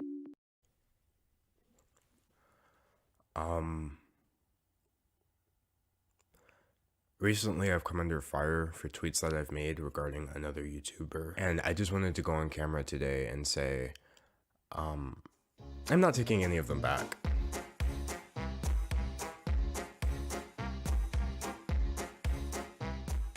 People are mad at me online, so it's time to make some money. I've got my hoodie, the more dramatic camera angle, my notes on my phone. I think we're ready to do this. Here's a couple of pointers. This entire thing happened in less than a week, and it also took place entirely on my Twitter and my community tab. So this wasn't some sort of private beef where it's he said, she said. We said everything publicly, and it's still there. I'm only going to talk about the parts I care about, but the YouTuber Boblax made a video about it where he screenshotted almost everything that was said, so you can watch that if you want to see the entire thing and how everyone reacted. It's no secret. I'm also going to be stealing his screenshots for this video because that makes my job a lot easier. This entire thing took place in 3 rounds, so here they are.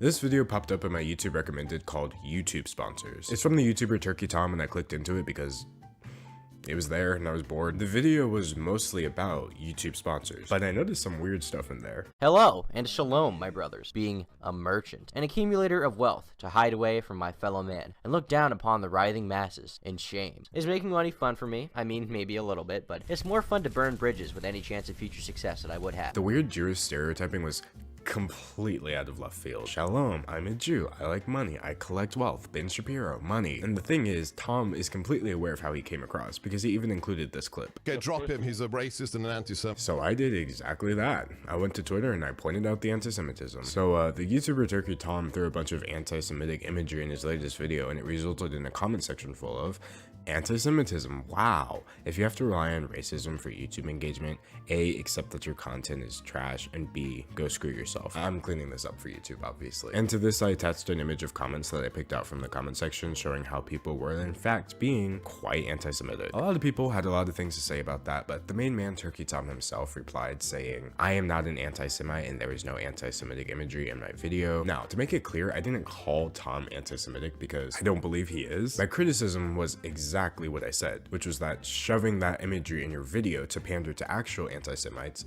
is low. He obviously denied it, but the issue here is that playing dumb like that doesn't really work when he himself acknowledged that he was coming across as anti-Semitic in his own video. Okay, drop him, he's a racist and an anti-Semite. The fact that it was a joke doesn't change what's happening, so I didn't let him play dumb. I said, look, I get that you're either an idiot or pretending to be one, but your comment section is filling up with anti-Semitism for a reason. If that's the crowd you want to associate with, go for it, but just keep in mind that sane people have a zero tolerance policy for your BS. Now, I would like to emphasize the middle part of that tweet. If that's the crowd you want to associate with, go for it. I put that there because I meant it. It's up to you to decide what content goes into your video and subsequently who you're pandering to. No matter how you want to slice it, he put the content in his video, and I'm not here to stop him from doing so. Mostly because I literally can't, but I'm definitely here to share some thoughts about it. Then Boblax, the guy whose screenshots I'm stealing, tweeted out, darn, I thought you were pretty cool, but now you're lying about what Turkey Tom said in his video and falsely accusing him of promoting bigotry. That's pretty effed up. I posted that on my community tab with the caption, currently getting canceled on Twitter, be sure to follow me, which was obviously a joke, I wasn't losing followers. I was just using the situation for some Twitter promo. The best way to wrap up round 1 is by reading the comments left on that post. Someone said, I don't believe that Turkey Tom is anti-Semitic. He made some jokes in that video that were edgy, but I really think the problem here is with the crappy people in the comments section. He shouldn't pander to those kinds of people. And I said, this is my exact opinion as well. And that was in fact my exact opinion. A lot of people disagreed with me, but whether people agreed with me or not doesn't matter. I said what I thought, and I didn't appreciate Tom making it seem like I was accusing him of being anti-Semitic, and he has no idea why, when he knew exactly what I was implying. But that was the end of it, or so I thought. to the new generation of parents, the young, the judged. The only thing that matters is if your baby is loved. However you do it, it's all 24 hours later, it was Thanksgiving Day. I didn't really do much on Thanksgiving, so I was reading the comments that were piling up on my tweets and posts. Many people were pointing out that Tom is only 17, which I didn't know when I told him his content was shit and to go fuck himself. Tom doesn't show his face in his videos, and from watching the one I did, I just assumed he was an adult. So for the record, I am sorry that I worded it that way, but I'm not sorry for the tweet itself, just the way I worded it. And if I could redo it, I would make the exact same point, minus all the unnecessary words. As for the comment, some people 100% agreed with me that he was intentionally pandering to racists. Other people didn't agree that he was pandering to racists, but still pointed out that there's no real reason for those jokes to be in the video regardless. And then almost everyone else thought I was just reaching. They weren't picking up any malintent from Tom whatsoever. And outside of what I criticized him for and how he reacted, I wasn't either. I didn't think he was some closet racist who says a bunch of awful stuff behind closed doors. I just assumed he was going down a very unfortunate path with his content choices, and he should be well aware that it's more obvious than he thinks. Well, it turns out it was the best of both worlds. After my initial tweets, people who knew him personally came to me and said he's casually discriminatory in everyday conversation, both publicly and privately. Now, initially, I was just sent screenshots where someone had collected instances of him saying the hard R N-word in a group chat with a bunch of weird censoring. As awful as this looked, it didn't really prove anything besides the fact that he says the N-word casually, which, okay. But I still needed the context, so I asked this person to actually prove it was Tom and show me what exactly the conversation was, and they did. The N-word stuff was literally the most random ever, with my favorite example being, niggers don't talk, they just say chicken. Okay, there's also more stuff about Jews, with him explaining that his higher Patreon tiers are for Jews with deep pockets. So as you can see, the greedy Jew jokes in his video a year later didn't come out of thin air. That was a lot, but at the same time, the person who came to me was obviously biased against Tom for some reason. So I myself went to another person who knows Tom and asked them about the screenshots. I just wanted an explanation, but that person sent me even more screenshots and pointed out videos in which Tom had been documented saying stuff like burn the niggers publicly on Twitter. So at some point, you have to call it, and I called it. I said, happy Thanksgiving, we're eating turkey, Tom. He thought we wouldn't be able to see his racism through the thin veil of comedy. Meanwhile, he's doing this in everyday conversation. So allow me to repeat from yesterday when you tried to gaslight me. Go F yourself. And to that tweet, I attached my favorite screenshots, which were, my new name is going to be niggers, I hate niggers. Oh well, I'll eventually call someone a nigger too many times, or I'll bully someone enough. I doubt you'll hate me. Niggers don't talk, they just say chicken. That one is actually funny in its absurdity. And don't pretend like it's something for your fans, lol, it's just a tip jar for Jews with deep pockets. In regards to his Patreon. Once again, Tom responded saying, damn bro, DM messages that are a year old? Very classy. I'm edgy, probably too edgy, but I'm not racist. Too edgy, but not racist. It's a creative way of putting it, and you know what? He's perfectly within his right to say so. So I didn't answer him on that front, but at that point, both of our Twitter followings got into a debate about whether or not it's racist to say I hate niggers, which is fun, but I didn't get into it because at that point, you're going to believe whatever you want to believe. I don't have time to go through but the word has a racist history. But iDub said it's just a word debate, because I already know where I stand on that, and I don't really need to change anybody's mind. Also, his assertion that the messages were from a year ago wasn't even remotely accurate, as one of the Discord messages was from less than a year ago, and the Twitter message was actually from about half a year ago, so that doesn't hold up. He's apparently apologized for this stuff in the past, or so I've heard, but these messages came after. So what's the point of apologizing if you're just gonna do it again? Speaking of that, in the video in which he apologizes, it ends with him doing it again right after. So the pattern is there, and that's why I said something. I didn't answer his I'm edgy not racist tweet, but I did answer a few other people, probably the best of which was the YouTuber Nicholas Diorio telling me that he unpinned my comment on his YouTube video because I'm just as bad as I'm Alex. I get what he's trying to imply, but I'm Alex falsely accused somebody of assault, so that's like comparing apples to oranges. And besides, unpinning a comment, that's the best you could come up with? Okay, but then Tom just went off in my replies. Not even my tweet about him, but the one about unpinning my comment. The point is that you're the same scum that you accused I'm Alex of being. Keep in mind that I've never made a video about I'm Alex, and my YouTube comment was really about Alex's fans. Anyway, the point is that you're the same scum that you accused I'm Alex of being. Someone that I clearly knew and trusted in confidence sent you those screenshots, and instead of DMing me and asking me if I was some sort of racist, they sent it to you. You know, when people say things like I hate niggers in any context, I'm not gonna stop and ask if they're racist, but even at that, I still did, and that's when I was sent even more garbage that you've said. So I'm sticking with my conclusion. He continues, the truth is you have no real integrity over this. It's no secret that I'm edgy on the internet, or that I say stuff ironically all the time. I was literally suspended on Twitter for saying something about women. You don't give an F about integrity, you don't care about racism. This is about you outing the big, bad, racist, Nazi turkey Tom and collecting your Twitter likes off it. So you know what? F you. I'm not playing your little effing game where I apologize for being an awful racist guy. I appreciate the phone calls to my house, guys. Really cool of you. So there's a lot to respond to here, but we have plenty of time to do so. First of all, nobody's going out of their way to make him look like an awful racist guy, except him. I didn't screenshot a bunch of his tweets and then rearrange the letters so it spells the N-word. These are his own messages. It's not like he said this in a one-on-one conversation either. How would you not know that people screenshot things in the group chat? I now have access to that group chat. And besides, he's posted it publicly on Twitter before. Secondly, trying to tell me that I don't care about racism? Have you not seen me? Like, I don't know if you noticed, but I'm like really pretty. And honestly, of course it was for Twitter likes, but that doesn't change my criticism or invalidate my opinion. We don't post things on Twitter for nobody to see them. Integrity is me saying what I think is true and then not backing down in this video just because some people are mad at me. As for the phone calls to his house, I'm not taking responsibility for that. None of my tweets or community posts, all of which are still publicly available, even implied that I want people somehow contacting his house. I didn't distribute his number because I don't know his number. I don't even have his real name. I just called him out from one creator to creator. Publicly, of course, because that's how 2019 works. And the last thing, big, bad, racist, Nazi, Turkey Tom.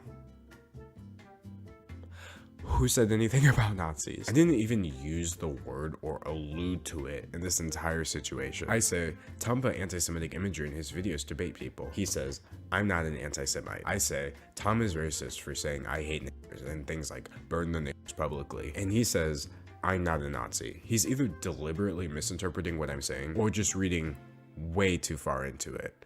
And guess what?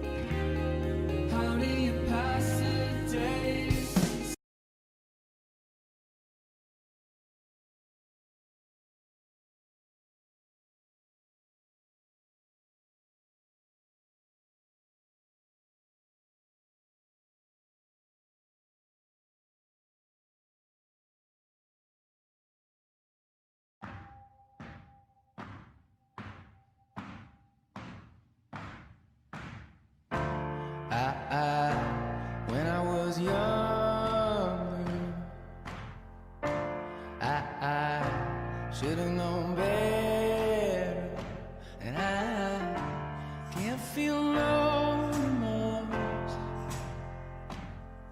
and you don't feel nothing bad.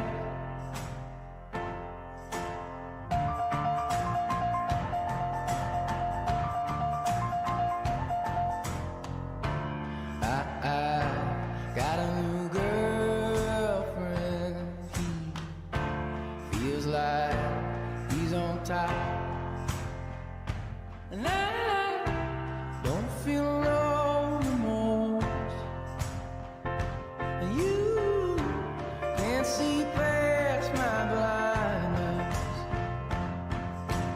Oh, Ophelia, you've been on my mind, girl, since the flood. Heaven help a fool who falls in love.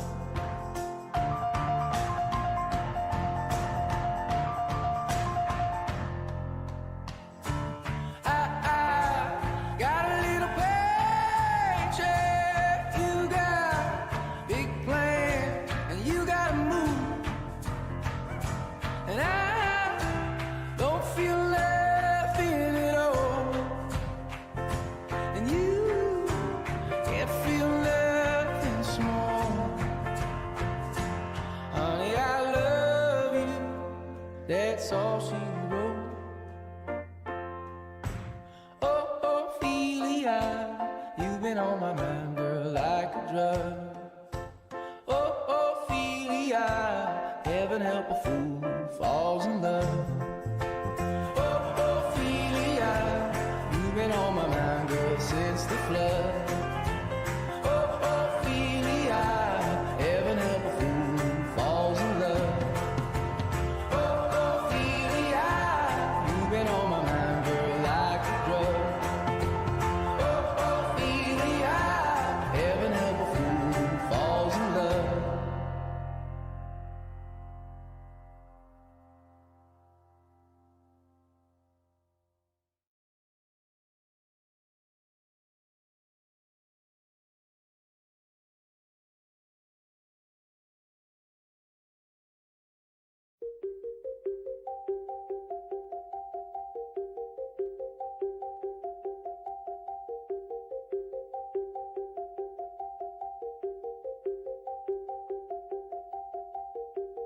I got a new disease in me.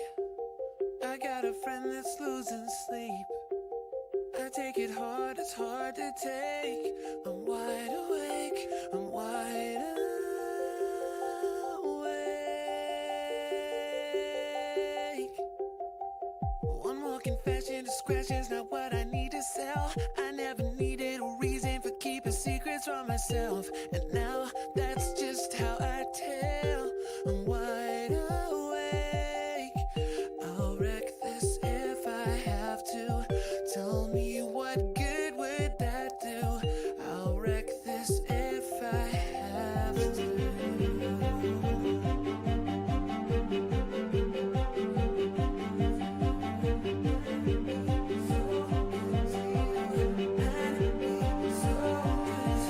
So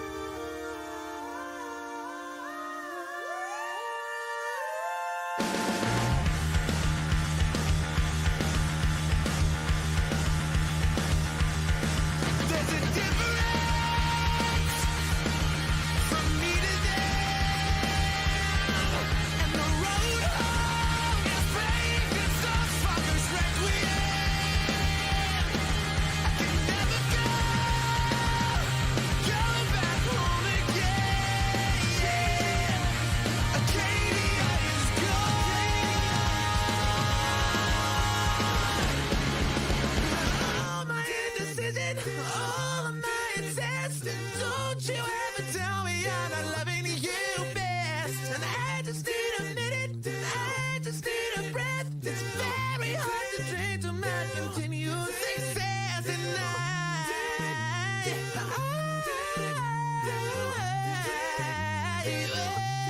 And slow down, slow down. It's better in the worst way. It's getting better in the worst way.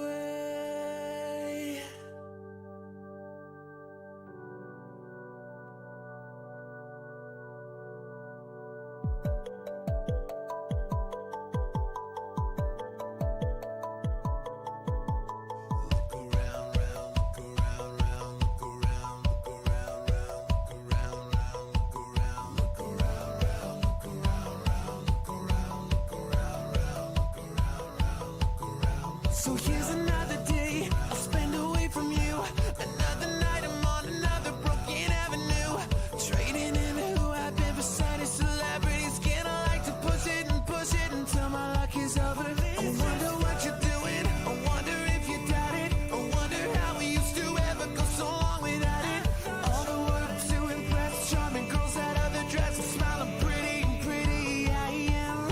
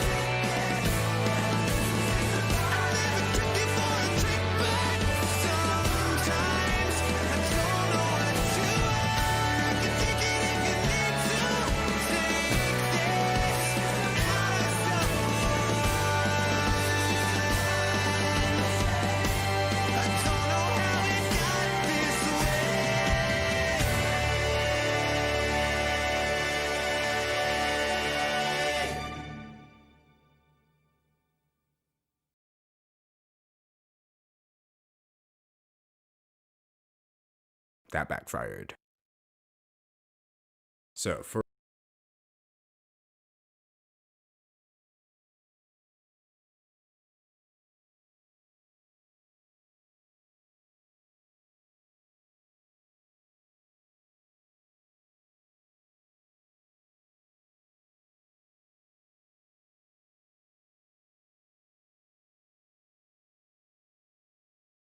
before the final round, both Tom and I had all of our opinions on the table. My round one statements and beliefs. Putting anti-Semitic imagery in your videos leads to racism in the comment section, and it's not good and you shouldn't do it. I don't think Turkey Tom is an anti-Semite though. His round one statements. He's not anti-Semitic, and there was no anti-Semitic imagery in his video whatsoever. My round two statements and beliefs. Turkey Tom says things like, I hate niggers, which makes him a racist. Attempting to mask racism with memes isn't effective. His round two statements and beliefs. He's not racist, he's just too edgy. Besides, the statements were from a year ago, except for the ones that weren't. In addition, I have no integrity, and he's not gonna let me make him look like a Nazi.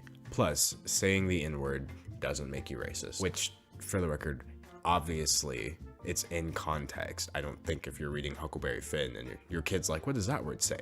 You can't not read it because you're suddenly gonna turn racist. But anyway, this should all have been a big case of agree to disagree. Because at the end of the day, everything I just said was an opinion. They're contrasting opinions, but nothing makes mine or his more or less valid except bias. From my biased point of view, nothing Tom is saying is correct, and everything I'm saying is right. But looking at the situation objectively, he and everyone who agrees with his statements are just as entitled to tell me I'm wrong. That's why I'm not here to take back or add anything to what I said. I know I left out a lot of what happened, but again, I really encourage you to watch Boblax's video because it has almost every single thing I said. And as we know, Boblax doesn't even like me anymore. So that video is not meant to make me seem like the good guy here, just as I'm not here to do to myself. But obviously I can't completely avoid that. Regardless, that's the entire situation to the best of my ability. So you might be wondering to yourself, well, wait, what's round 3? You promised 3 rounds. Well, round 3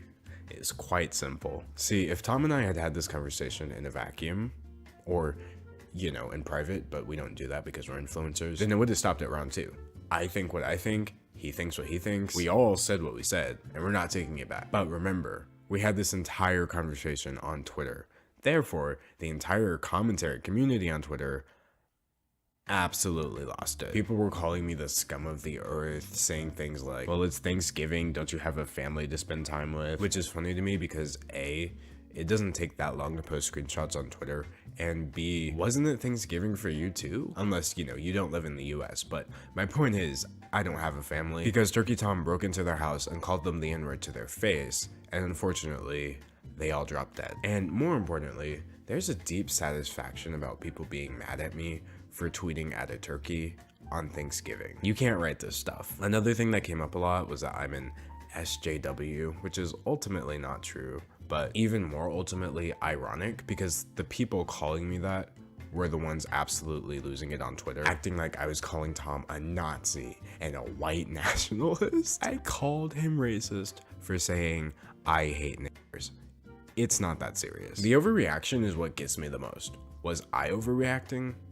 Obviously. My tweets were very mean, but you would think that a crowd who so valiantly champions their right to use edgy humor would be able to take a couple of mean tweets from some dude on Twitter without having a complete meltdown. But alas, people were also crying about cancel culture, saying that I ruined Tom's future, which at that point, you're just doing the exact same thing that you accused me of doing, which is lying and exaggerating to try to make me seem like a person I'm not. First of all, cancel culture barely works. But secondly, being criticized publicly is not being canceled. None of us lost enough subscribers for Social Blade to even register it. So either nobody got canceled or that was the most ineffective cancellation on earth. And as for me ruining Tom's future, first of all, he's publicly said the exact same things that I've shared. This isn't new information, which Tom himself referenced by saying, it's no secret that I'm edgy. Secondly, are you dumb or are you stupid? Do you really think this guy's first name is Turkey and his last name is Tom? When he applies for a job in the future, is he gonna put his edgy YouTube channel as the top line on his resume? If he doesn't, nobody's going to know it's him. 17 years old though he may be, he's obviously taken lengths to remain anonymous. And so I left him anonymous. I don't have his real name, his face, definitely not his phone number. So to the adults in this situation who are perpetuating this whole idea that I'm the scum of the earth because I exposed this 17-year-old as a Nazi by using old screenshots of edgy jokes, half of which were less than a year old and most of which contained racial slurs, and that I ruined his life because I had to be the police of who gets to say what. Do you know what it makes you sound like? A triggered, overly dramatic SJW. If you guys need a safe space where you don't have to see my scary opinionated tweets, then log off Twitter. It's actually that simple. That's what I did when I got tired of hearing stuff like this. So my thoughts on this D'Angelo fuckhead is, how does it feel to be a complete and utter fuckhead who's literally going after a teenager and potentially ruining his life and reputation before he even has a chance to live out his life? People were also saying this is the same as trying to cancel PewDiePie, which makes less than no sense because PewDiePie apologized and stopped the behavior for every single thing he was called on. I think the worst tweet out of all though was this one right here, once again from Nicholas Diorio. Send your audience, tell them I said things I didn't. Have them flag my Twitter down like you're clearly trying to do with Tom. Really? First of all, if I did somehow get his Twitter taken down, you realize literally everyone would hate me, right? Secondly, if me tweeting about someone and tagging them in the tweet is me trying to get their account taken down, then that means everyone tweeting about me right now is trying to take my account down. Does that make literally any sense whatsoever? You're just putting words in my mouth and it makes you seem really dumb. This same person also brought up the fact that Tom has autism. At least I think that's what this tweet is saying. It says a minor and a guy with autism.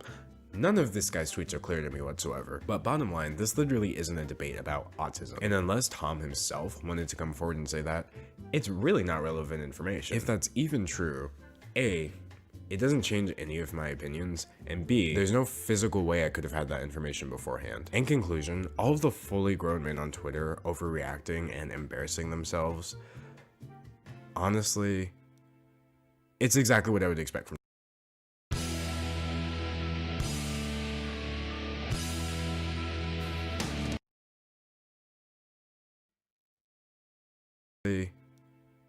It's exactly what I would expect from Twitter. If you're planning on making a response to this video or using any part of this video to make some point later down the line, make sure you include the majority of what I'm about to say. I'm fully aware that freedom of speech covers your right to say the N-word. This might shock everyone who wanted to write me off as some sort of SJW, but I'm quite cognizant that you can say whatever you want. Not only that, but I'm also aware of the fact that what I think people should and should not say doesn't affect people's right to say it. I'm not the moral compass, the final authority, or the end-all be-all for anything that's said online. If I was, every YouTube video would just be 10 minutes talking about how great I am and how great everything I do is. But sadly, we don't live in that world. But what edgy Twitter has truly failed to understand this past week is that we don't live in your world either. So for every crazy thing you say, there's going to be someone out there saying, I don't think you should say that. But if your reaction is to just act the same way as you're accusing me of acting, then that's really undermining your entire attitude. You use cancel culture the same way that people use the term problematic, as an empty buzzword that means something I don't like and I don't want to hear. You start picking up the same attitude as the people you're against. Triggered, looking for any and every way to discredit people because they're saying things you don't appreciate, even if that means straight up lying about them. And most notably of all, you do the exact same thing that seems to be your biggest pet peeve. Pull out your victim card, stand on your soapbox, and lecture everyone from your moral high horse about how you're not about to be oppressed by cancel culture. Do words hurt people or not? If not, say I hate niggas all you want, and I'll call you racist all I want. If they do, then we can all be more mindful of what we say. But I'm not gonna sit and let you selectively apply your logic. So my statement to all of the grown-up edgelords who sloppily came to Tom's defense is this: I can say whatever I want, and there's nothing you can do about it, whether you agree it should be said or not. I'm well aware that Tom is 17 now, and that he was 16 when he said some of this stuff, but seeing as some of it was only 6 months old, he hasn't changed, and he has a pattern of repeating it, I'm well within my right to call it out. Nobody's life is over because some tweets on the internet connected to an anonymous YouTube account. My life isn't over because you guys are calling me the scum of the earth and claiming that I ruined some child's life. And at this point, Tom is the only one who gets to decide how things play out in the future. So as for you, Tom, take ownership, dude. Either you're sorry or you're not. If you really want to be like PewDiePie or iDubbbz or Filthy Frank or any of these people, then it doesn't come with the "but I'm not really like that" immunity, especially not when you're turning 18. Playing dumb isn't going to get you anywhere. I didn't go forward with these old messages to prove that you said it in the past, so clearly you still have to be this way. I did it because after talking to your friends, it's obvious that you are still this way. When you try and shield from the fact that these messages were a year old, it doesn't mean that you're not doing the exact same thing now. I've been in conversations with Turkey Tom, and he's the exact same as he was a year before. Doesn't mean he's not allowed to say these things if they're in joking context, but the argument of him saying that this was a year old is irrelevant because he's doing the exact same stuff now. We both became very hypocritical in this situation because I myself have said in previous videos that if we constantly had things brought up from our past that we've said, then we would have no legs to stand on. So I should have just gathered more recent examples to prove my point, which hasn't changed, which is that you haven't changed. You're being quite hypocritical too though, because you yourself made the argument that the YouTuber Hyojin was racist for talking the exact same way as you. Additionally, I'm not too sure that you have much room to talk about racist comments when you say shit like, "No, you stupid fucking I just find it funny that she would complain about getting racist comments when she says shit like this. It's either racist or it's not. Once again, I'm not gonna let you selectively apply logic. It can't be racist comments when Hyojin says it as a joke, but only a joke when you say it as a joke. Ultimately, we both handled this situation wrong, and I am sorry for the way I tried to prove my point and how I said things. But this isn't an apology video for what I said. This video is just everything I should have said in the first place. Oh, and one last thing. This is a bit more personal.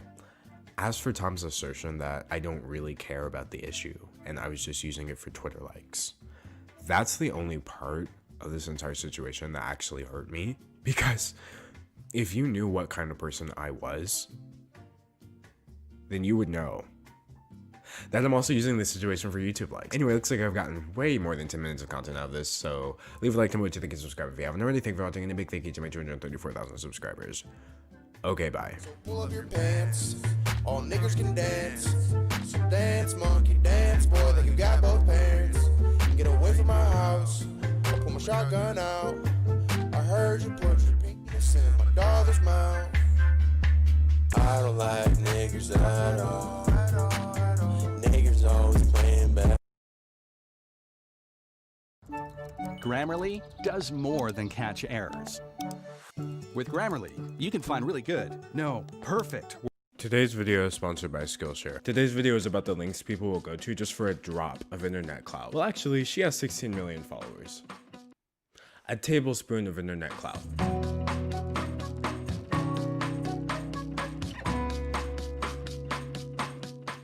Who's Daniel Cohn and why does anybody actually care? 15 years old, millions of followers on Instagram, billions of views on TikTok. Silver play button? Hey guys, so my new plaque from YouTube just came in. No, gold play button. But I want to say thank you everyone so much for getting me to a mill. You guys are the best and I love you guys so much. Someday. She's already gotten brand deals with Fashion Nova, Target, Bing Energy. Then again, Bing Energy would sponsor a mole rat if they had enough followers. Oh look, they did. Mom, so how's Costa Rica? It's great, but it's so freaking hot. You know what? I can't, what? You look super hot. What? You want to bang? I'm your mother! I just want to give you a bang! I trash talk so many companies, it's a wonder any of them still sponsor me. Speaking of which, today's video is sponsored by Skillshare, the online learning community with over... Alright, let's be honest. We already know exactly what Skillshare is. You join, get the classes, expand your creativity. Great. You already know how the script goes. This is the part of the ad read where I'm supposed to show you a Skillshare class and hype up the author, but you know what? I want to hype me up. I want to be the author. It's me. Sorry, Jazza, I love you. So here's what we're gonna do. An annual Skillshare subscription comes out to less than $10 a month, but the first 500 people who sign up with my link below get a 2-month free trial. And I believe 2 months is just long enough for me to come up with my own Skillshare class. So if enough of you click the link and join below, I will start my own Skillshare class about YouTube, just for the people who join for free. And I know how to make money online, because I'm about to collect this sponsorship money and Skillshare instructor money. I just finesse my own sponsorship. Click the link, join Skillshare, and I'll start filming our class. Anyway, back to the video. So how did Danielle Cohn become one of the biggest influencers on the internet? What skill does she possess? What talent does she have? Well, none, silly. I told you she was an influencer. But she is a triple threat. She acts, dances, and sings. She's just not good at any of them. Good luck. Bye. Wait, I will for sure make the flight way better. Bang! I got caffeine-free energy drink? You racking up them chips. Your body rocking, your booty popping. I'm proud to call you my... It'll be a little secret. If we get it, yeah, I promise that I'll keep it up. She's more of a triple slight warning, but she knows how to post her Instagram, and that's all you really need in today's cutthroat job market. The only issue is, she's not 15. She's not even 14. She's actually 13. See this fancy Jeep right here? She's not even old enough to drive it. Danny's age was just a big lie that she had been telling for years. So when the internet found this out, the internet did what the internet always does. Blame the victim. Ding ding ding. Here we have a 13-year-old masquerading as a 15-year-old, which puts her in the prime spot between having a legion of adoring teenage fans and an even bigger legion of people who hate her for lying and not acting her age, which creates just enough engagement for an increasing portfolio of brand deals which she posts to her Instagram that I can only assume is followed by 50% boys who have a crush on her, 50% girls who want to be her, and 100% creepy adults who don't actually follow her, but stalk her page for free bikini pics of a literal child who just entered her teenage years. The point I'm trying to make here is, this isn't something a kid would come up with. Behold, Jennifer Archambault. Archambault? Jen Arch, she goes by. Thank God. So this Jin lady is on Instagram and TikTok for some reason. Imagine being old enough to have a grown child and having 100,000 followers on TikTok because you're, as your bio says, the mother to Daniel Cohn. And Chad Arch. If your only life skill is having famous children, I hate to break it to you, but you don't have any life skills. Just kidding. I love to break it to you. Then again, she's got to be skilled at influencer management. It's just that the influencers she's managing are her kids. But you know, that doesn't always end poorly. Look at Justin Bieber. Oh, wait. Look at Lindsay Lohan. No, wait. Look at Macaulay Culkin. No, wait. Why do these kids keep becoming stars if they know it's gonna end so badly? Kids are so silly. So yeah, all jokes aside, she's exploiting her child on the internet. That way she can cash the checks her child makes by posing as a Playboy bunny for the enjoyment of whatever kind of person wants to see a 13-year-old dressed as a Playboy bunny. You know, there's a word for that kind of person, and it starts with a P and ends with a jail sentence. And cash the checks she did, because the moment Danny's social blade turned green, Jen quit her job, packed her kids up, and moved the family out to LA with Danny's money. Sadly, adults exploiting their kids on the internet is nothing new. You can't go more than 5 videos without seeing some kids channel doing a sponsorship for some shady company. Remember folks, kids can't sign contracts. So either that contract isn't binding and laws are being violated, or the parent signed the brand deal and has contractually obligated their child into performing services for money. In other words, other laws are being violated. Those parents are going to have a field day when the Department of Labor gets bored and decides to start regulating us. Well, not us, them. The people who exploit their kids. So in theory, what Jen Arch is doing to poor Danny shouldn't be surprising, especially not to me, because at this point, I tend to expect the worst from internet people. But the more I looked into this situation, the more insidious it became. Jennifer Archambault is a bad person. Allegedly, you know, getting sued is so 2019. See, as disturbingly adult as Danielle Cohn's videos are, it could be argued that Danny herself wants to make that content. But that excuse falls apart when you look at the videos that her mom posts of her. All you ladies pop your pussy like this. Shake your body, don't stop, don't miss. All you ladies 13-year-old yoga pants, pop your posted by her mother. Her mother chose that song. I know Jen watches these kind of Danielle Cohn commentary videos because I've seen her comment on them before. So to you directly, Jen, I'll just say, we know exactly what you're doing. That's all. Because if I spent the rest of this video talking to her, it would be a lot longer than 10 minutes. So instead, I'm just going to explain exactly what she's doing. First things first, Jen is making her daughter a target for online predators. You can look at Danielle's social media for half a second and see the blatant objectification, the poses that she's making, the outfits that she's wearing, and the image that she's sending for. Danielle is not choosing, buying, and posting all of these outfits by herself. In fact, there's video proof of Jen goading her daughter into being racy on camera. Danny, show them your body so they can be quiet. But don't let Jen hear you say that, because according to her, Danny takes all her own pictures and Jen begs her to stop doing social media. In fact, that leads into the second thing she's doing, shifting the blame onto her daughter. Besides the fact that this is emotional abuse, she's not even doing a good job of it. She's allegedly begging her to stop social media, but she's the one signing her brand deals. You can't even make that make sense. Danny is a child. She didn't handle all of that Fashion Nova correspondence by herself. Her mom did. Also, none of her Instagram photos are selfies, so someone is taking these for her. I don't know what's bigger, the moral deficit she'd have to shift the blame of her actions onto her own child, or the logic deficit she clearly has if she really thought we'd fall for that. The only thing worse than a stupid person is someone who thinks the world is as stupid as they are. But the issue is, Jen isn't stupid in the least. She knows that the people who see right through her are incapable of stopping her from her degenerate actions. The third thing Jen is doing is meddling with Danielle's relationship. Here's a video where Danny forgot to remove the camera audio. The more edits you guys get, the more edits go out, the more followers you get. Here we have her mom pressuring her to create more content with her then boyfriend, all for more engagement. This actually gets more disturbing when you consider that one of Danielle's boyfriends was 17 years old at the time. Now, this wouldn't have been much of an issue if Danielle was 15. But again, if this literal birth certificate and the word of her biological father is anything to go by, Danny was 13. Jennifer tricked a 17-year-old boy into dating her 13-year-old daughter for Instagram likes. When his parents discovered this, they quickly ended the relationship and went public with Danielle's real age, which sparked a feud between the parents that Danny responded to. That's right. Danny responded to. Because the fourth thing Jen is doing is using her daughter as a mouthpiece. Listen to the way Danielle addresses her video to her boyfriend's parents. So don't come at me because you're mad because everyone knows the truth about you, Katie and Delvin. And are they just mad because they're getting evicted because their son can't pay their rent anymore? I'm done with them. These grown adults coming at me. Why in the world would you put a child up to defending you against other adults? But this is far from an isolated incident. Jen makes Danny speak up for her a lot. Just last month, Danny posted a 12-minute defense of her mom, where it's obvious that she's just repeating what she's been told. But